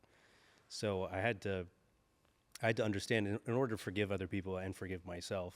Sometimes I'm an asshole too. Obviously I don't know everything, but I'm constantly striving for growth. And if I don't study my own behavior projection, if someone gets a reaction from me, it's showing me something about myself that is unhealed. So in order for me to become, is this a message to shut the fuck up? In order for me to grow as a person, how you do anything is how you do everything. So I'm always trying to be better. And I think we should all be doing that, but in tuning as well. So like if I tune a car that I've tuned before, I look at, if I press Control-Alt-O, it'll open similar projects. I can see how many, like the name of the customer, when I did it, and I only look at projects I've done within the last year, because it's year to year I learn that much. And it's alchemy. Alchemy is like we're taking something from its base state to its enlightened state. I do that with cars, with tuning. I'm taking something that's in its infant state, and I'm making it for the person.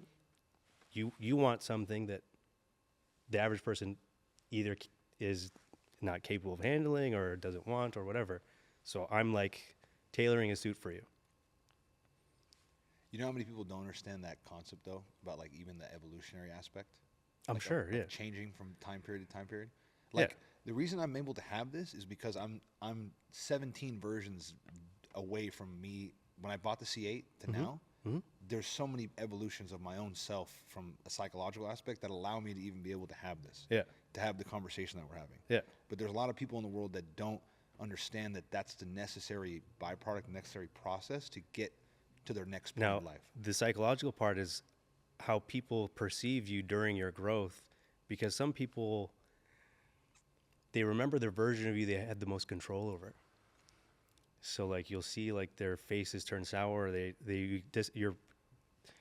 If you have changed, the people around you are probably changing as well, unless they're On the same path as you. yeah. Because that's one thing I will say too, and I've never really said this, but like everybody in this room has been around me long enough. They've seen that dynamic, but everybody in this room they've seen me through the steps, and they've put up with my bullshit and all the steps, which is why I love them so much. Because he especially too has seen me. We've known each other since we played college football together. Yeah. And I used to play O-line. I used to be a 300-pound mass monster. And I've changed from not only that as a physical perspective, from a mental perspective too, because he's seen me before. We used to, the reason why we even got along is we used to sit on team trips together and just talk about cars and like how we're going to become successful to even own these cars and what the hell are we going to do and how is this going to pan out, because we were 18, 20-year-old kids at that time. How cool to see where you've come. Exactly. That's the whole thing. I was older than that. You're not that much older than me. You're only 3 years older than me. Yeah, 3, 4. When I was 18, you were 21. As you get older, you're the same age. Exactly.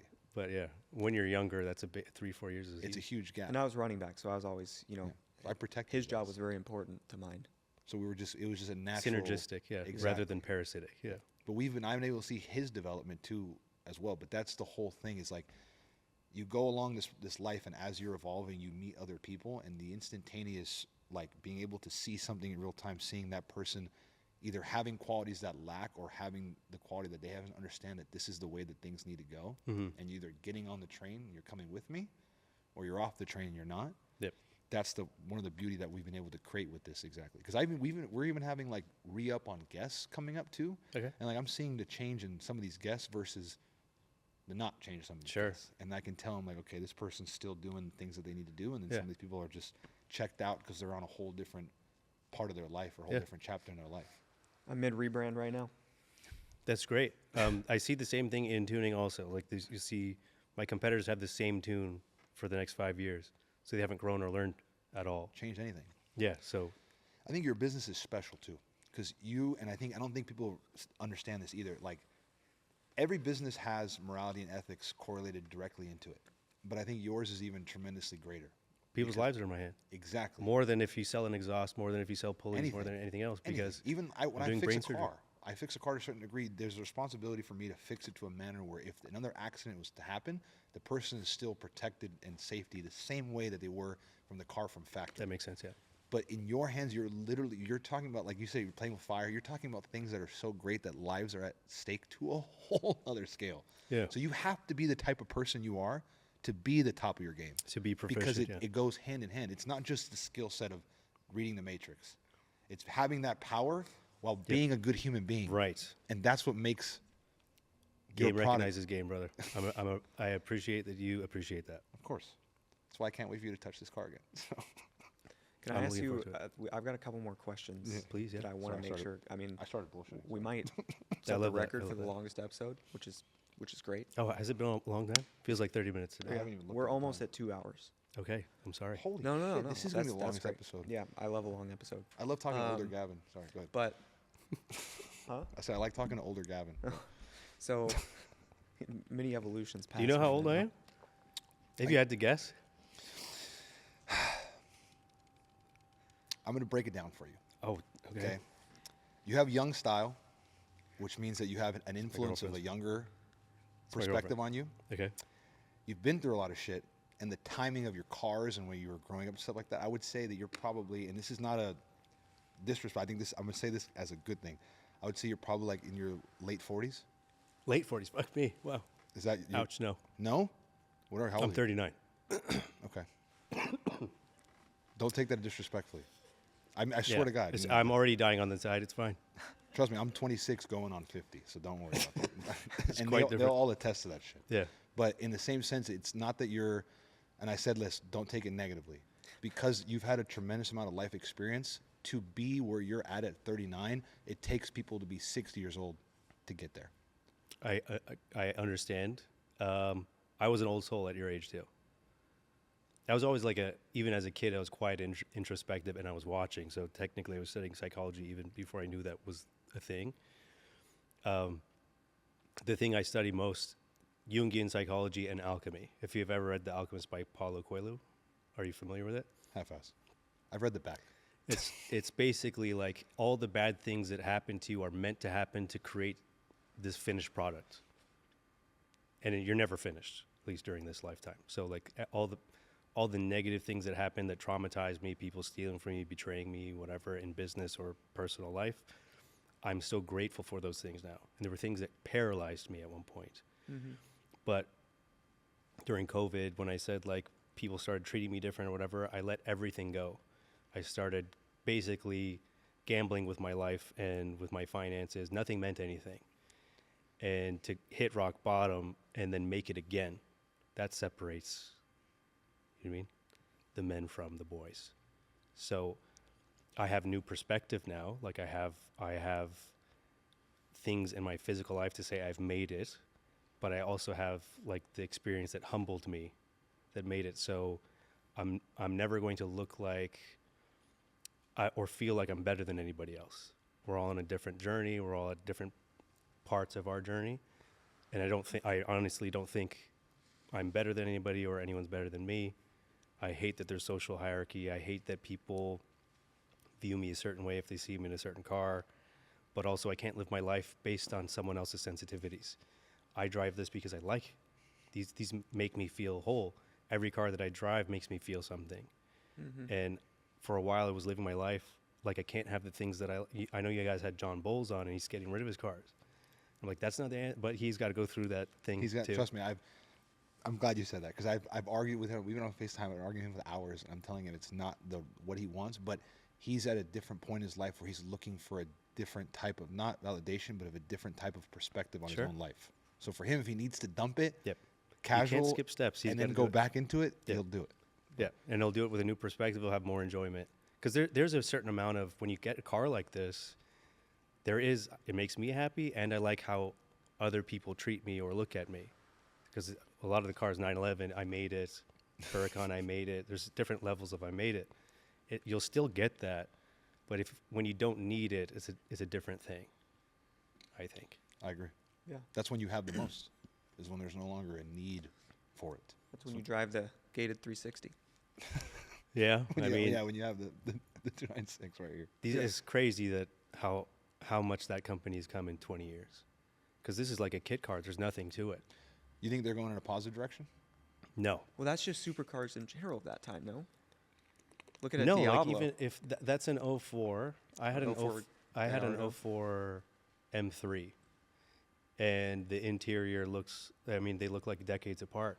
This looks like it's an analog 80s digital green screen. You're talking computer. about BMW now. If you look at like Lambo and Ferrari at the Yeah. would they be different levels or the same, you think? 04 Gallardo compared to this 360. I hated the 04 Gallardo, but when this came out, I hated it too because Yeah. I was like, an M3 has more power. Fuck this. You're one But of those. now I really love this. The engine bay of this is proper. Yeah, this is glass. I can't even see it. Yeah. It's like it's smoked glass. Sorry, obviously if it was glass, I could see it, but they're hiding the fun. They are. And then they put that paint panel right on top of where. They're just doing. All the I detail. think everything's going the wrong. Give me buttons. I want to feel like I'm in a cockpit of a fighter jet. You want to flip up the thing and hit start? Yeah, Miguel. When that guy is approaching him to shoot him, he's got to press a digital or press a button. Like fucking, let me start the car and move. What is all this touchscreen bullshit? I touched it wrong. Fuck you. Yeah. I was too hard. Ferrari's Just not thinking do about what I the want. guy that's in the wrong parking lot in Orange County late Yeah. at night. doing shit they shouldn't be doing. But So one question Yep. I do want to make sure that just gets asked, and maybe you've kind of answered some of this, but we're gonna make it more pointed. Okay. What do you think are some, or what do you think is the biggest misconception behind tuning cars today? Yeah, that would circle back to what Ramin said, is Yeah. that tuning is dangerous. It definitely can be, and the industry as a whole is treating it that like it is dangerous because they're being irresponsible. Mm-hmm. But to me, that's the opposite, the definition of the word tuning. It should run better than stock. Yeah. So the biggest misconception is tuning my car will make it unreliable or strand me or blow up. Shouldn't be the case. It isn't with me. It is with some. More than it should be. Yeah. You know, because again, like if you buy a tune from a brand name, who's the tuner? Like I said, it's a service, not a product. Like you ever get a haircut and you don't know who the person is who's cutting your hair? This is a service. You should know who your tuners, like you should have their cell phone number. If your life is in my hands, you should be able to, there shouldn't be three people between us. Hey, my car's doing something weird. Is this normal? The shitty thing for me is sometimes I'll get calls like, hey, I ran out of gas. Is it the tune? Or 2 years later, someone says, my check engine light came on. It's like, okay, scan the code. Like I'm not connected mentally to your car. So I have like questions like that. Yeah. In order to still enjoy doing my job after 17 years, I've had to kind of put a mental barrier or boundary between work time and play time. Because people call me at 11 o'clock at night or 5 in the morning. I'm a human being still. And it took away the fun. I'm good at this because I enjoy it. I see a new problem every week. And being able to solve a problem like... I'm the number one Pagani tuner in the world. Tune more Paganis than anyone in the world. And when the dealership gets a question from a customer and they need a faster car, it comes to me. Like that's a hard thing to do. And also if I run into a problem, I have to solve it. What happens if the ECU gets fried?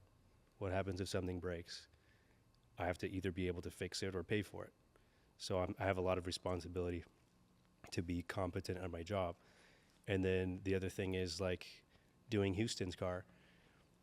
Doing that Veyron, it uses a Golf GTI ECU, but the code in it is obviously different.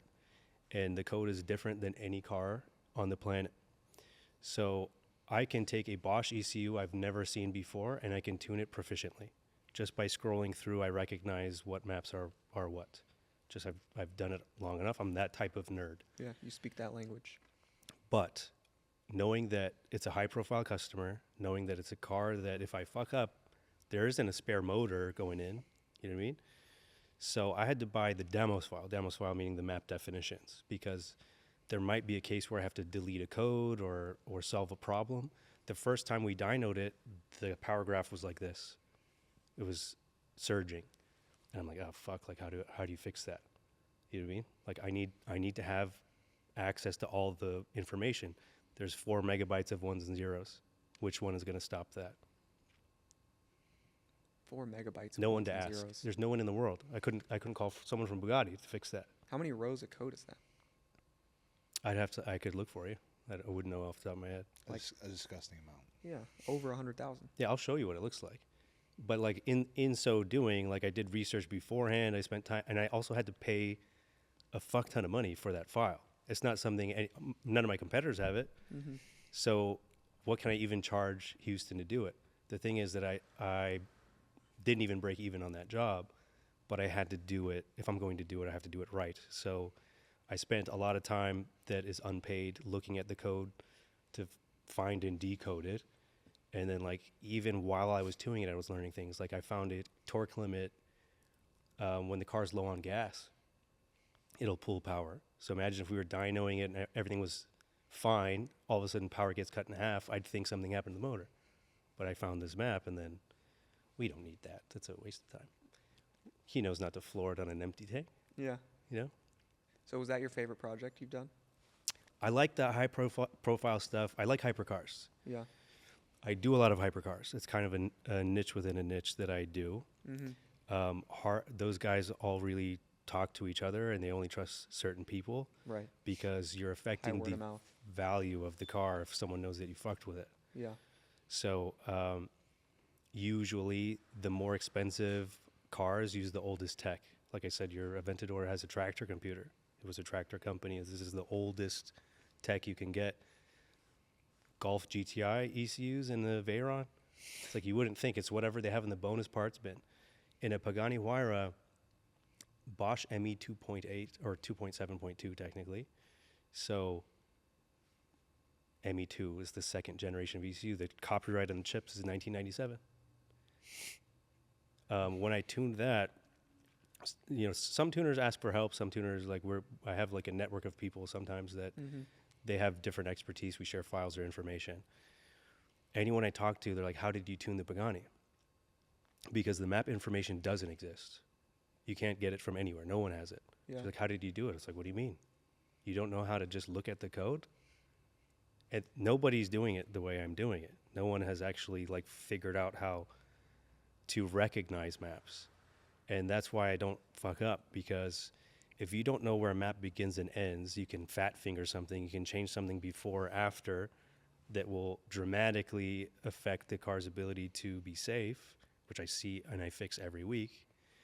And yeah, like I played video games as a kid, you know, like Gran Turismo, I played, and that's where my love of cars started. But I was also just good at using short keys. So I'm very fast with, I press E to find the first change in a file, press N to find the next one, space to scroll down. Like I use these hotkeys. I'm very fast at making the tune, so I can spend more time looking over and making sure I didn't fuck up. You're a special kind of nerd. Yeah, I can't say that anyone else is doing that. Like a nerd's rope. Nerd's rope, Yeah. the candy. Yeah. Interesting that came up. We were gonna buy nerd rope yesterday at CVS, as I was getting antibiotics for this cough that won't go away. They're tempting.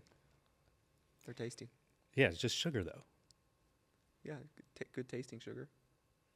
Is it Definitely bad better tasting than sugar? just getting a scoop of granulated white sugar. What about Fun Dip? Have you ever had Fun Dip Have or I had Pixie Fun Dip? Sticks? I feel like they were getting us used to drugs. I had a Pixie stick over Christmas break. I couldn't believe it. Wow. I was That's at my a- in-laws' what an- house and there what was a an Pixie stick, old-fashioned and I was candy. like, "Wow, it's been a long time." Tore that open. It's grape flavored. Send Grape. it back. You put it in some water. You have some Kool-Aid. Yeah, I'd rather just. Purple drink. I'd rather take it straight. Wow. hmm And did you get hyper? It takes a lot more than that these days. Okay, fair enough. Cross that over with a couple Celsius though. pixie stick and a Celsius, I wouldn't survive. game over. I don't have caffeine. Usually, if I'm on my diet, I don't have caffeine, sugar, dairy, gluten, fun. I'm jealous. We got guest questions still. Let's do it. Please, go ahead. Everyone gets these. This is the standard to wrap up the episode. Okay. Everyone gets the same questions. Yeah. Question number 1. What's the most overrated car today? M3. M3, just right off the bat. The Well, newest one? my initial reaction to this question would be GT3RS, but I know Yeah. everybody says that. Yeah. So for the price, blah. We're talking about the beaver teeth M3 or all M3s. No, beaver teeth. Specifically because Oh, dog. it's funny. It's almost like commentary. So the M3, you're getting a lot of power, but you guys are in LA, right? Late at night, if you get woken up by a noise, who's doing it? I'll do you one better. I live in Glendale. Oh, yeah. I live Not just by the LA. water. You're in the hot. Yeah, I'm in the hottest zone. yeah. So it's like, is that am I in fucking Kabul? I live Or- in Beirut. It's the same shit. Yeah. So I mean, Why imagine the pop's my. got to be so. That's not a burble. It's obnoxious. That's It's an AK. obnoxious. It's annoying. You're 5 miles an hour doing it. It's like, okay, we all understand your dick is tiny. Please shut the fuck up. Like it's when someone asks me, like, I ask the same questions to everyone, like, what kind of octane you're using? Do you want me to add burbles? They're like, I don't want it to sound like, it's like we don't. I turn into the king of Wakanda. We don't do that here. It's also dangerous. When you're getting burbles, you're pulling timing, so you're going negative. In order to get that sound, if I showed you in the map, like you're going from like negative 40 to then when you touch the throttle, you're going positive 60.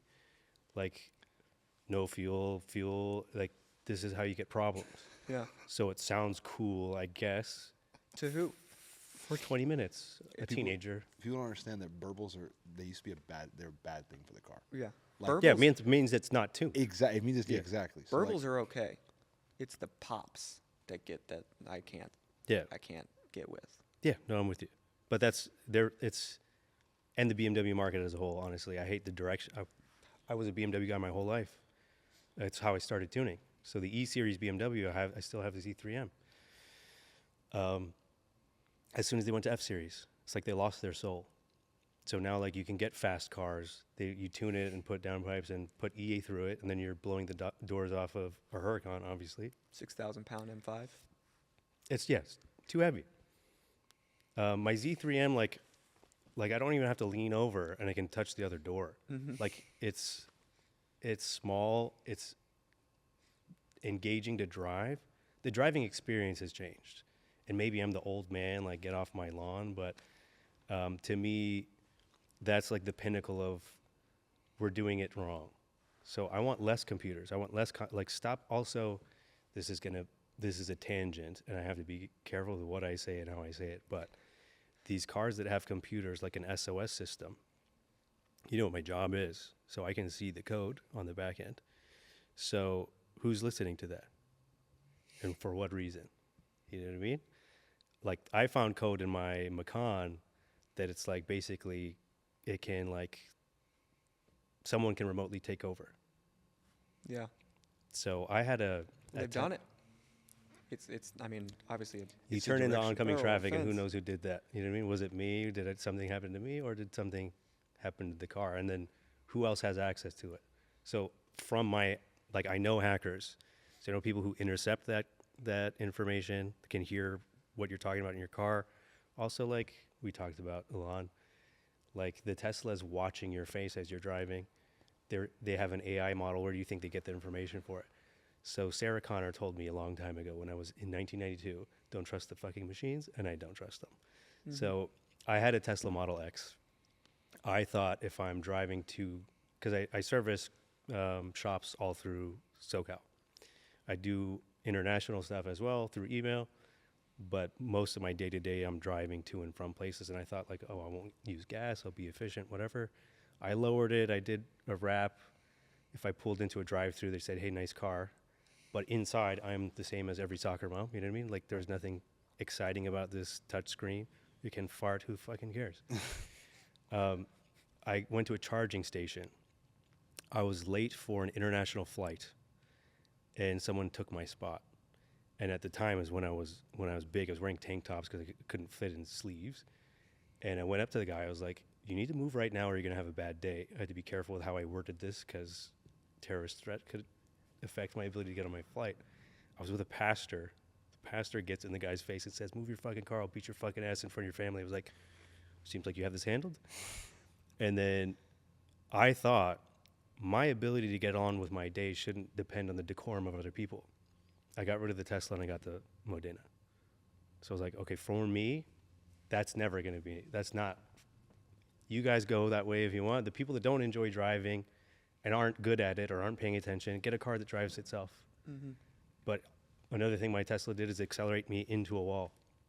Like I had to just, there was construction and it was going the way it thought and just barely got out of the way.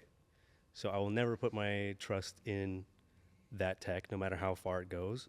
This is fun to me. It never feels, driving a manual car doesn't feel like a chore, which is probably this is gonna answer your next question. What's So underrated? What's the most underrated car? The Modena.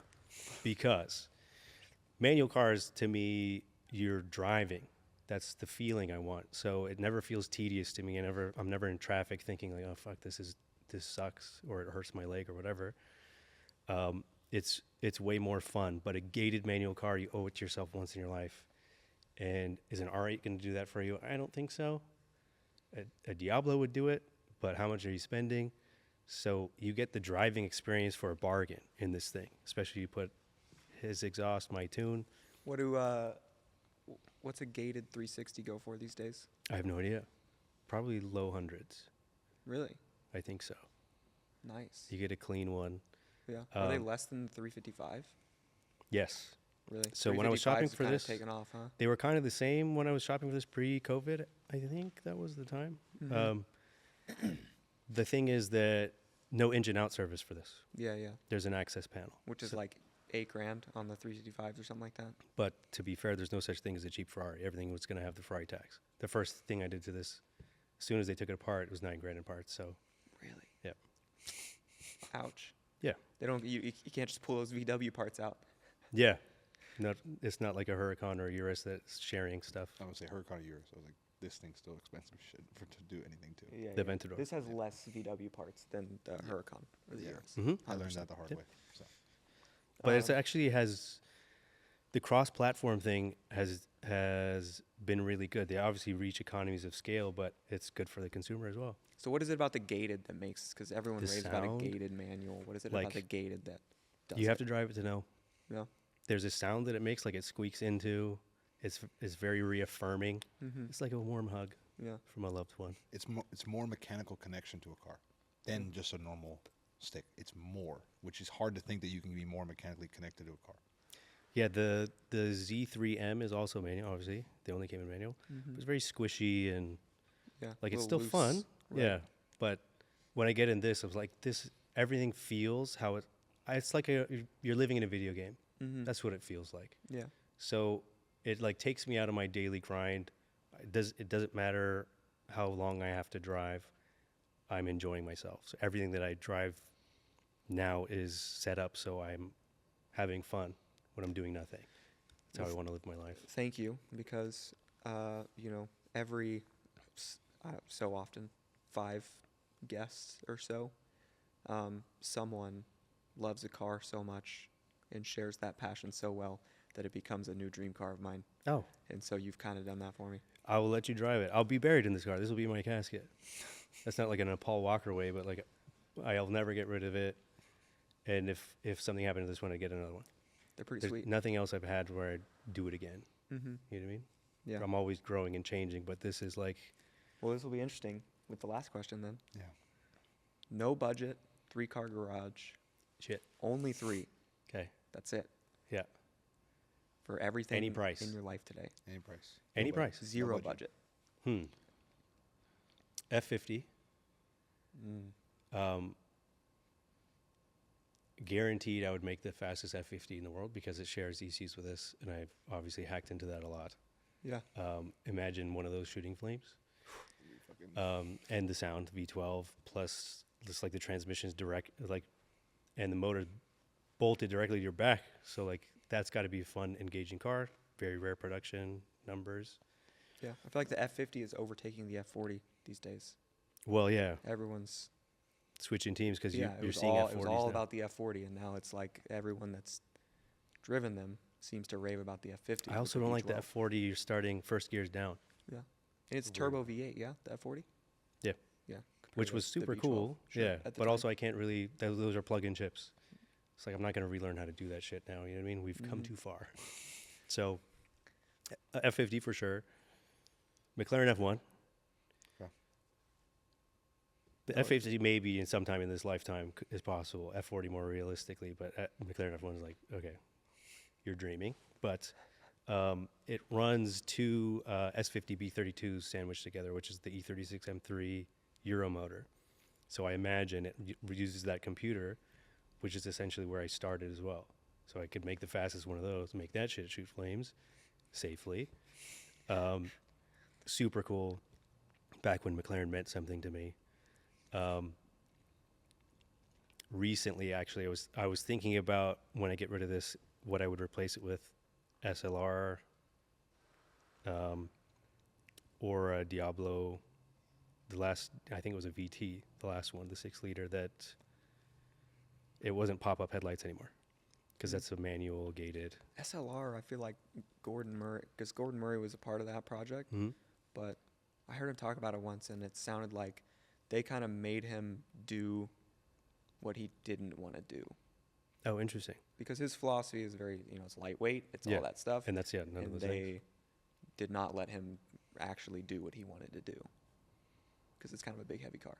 But Yeah. at the end of the day, he was still. And you can't jack it up. It's kind of a hard car to own. But they're gorgeous, Yeah. super unique. You don't see them on the road much, and when you do, it's got some serious presence. I like those cars a lot. It does, yeah. Shoot flames out the sides. You're onto something. I haven't seen that. That would be cool. Yeah. Mad Max style. So was that the third? I think, yeah, the third would be the Diablo. Oh, the Diablo. Okay.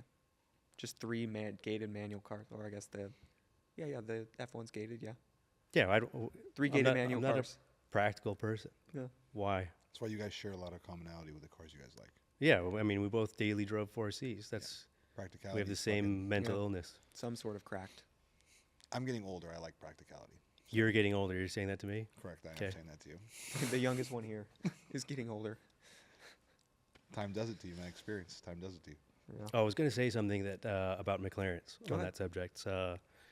I had someone work with me who worked on the production line, at the end of production line, to do quality control. And the things that he told me were nightmares. And he's an Irish guy, and he's like, Matt, please don't do it. That was a shitty Irish accent, but I was nervous.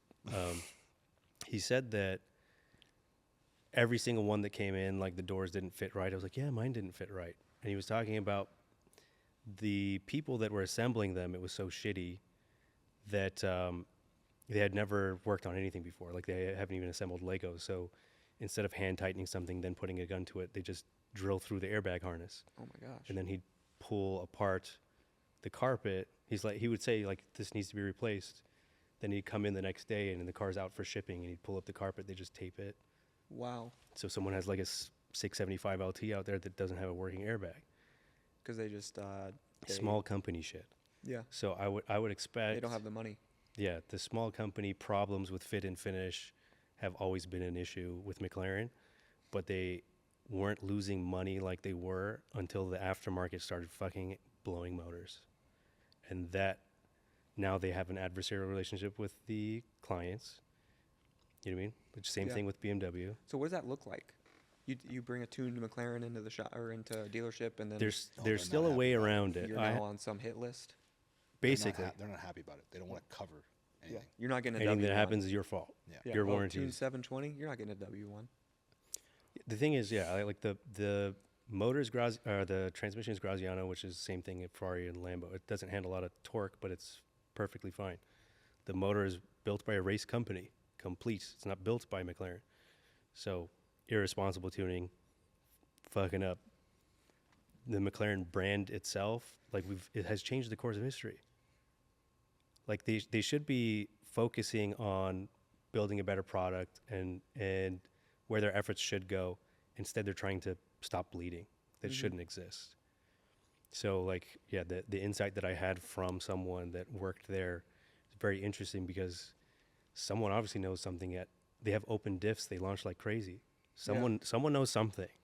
You know what I mean? They're safe as fuck. People crash them, and that tub, it works. Yeah, it's a box. Yeah, the bones are there, but I wish they would partner with a company, Mercedes, BMW, even Honda.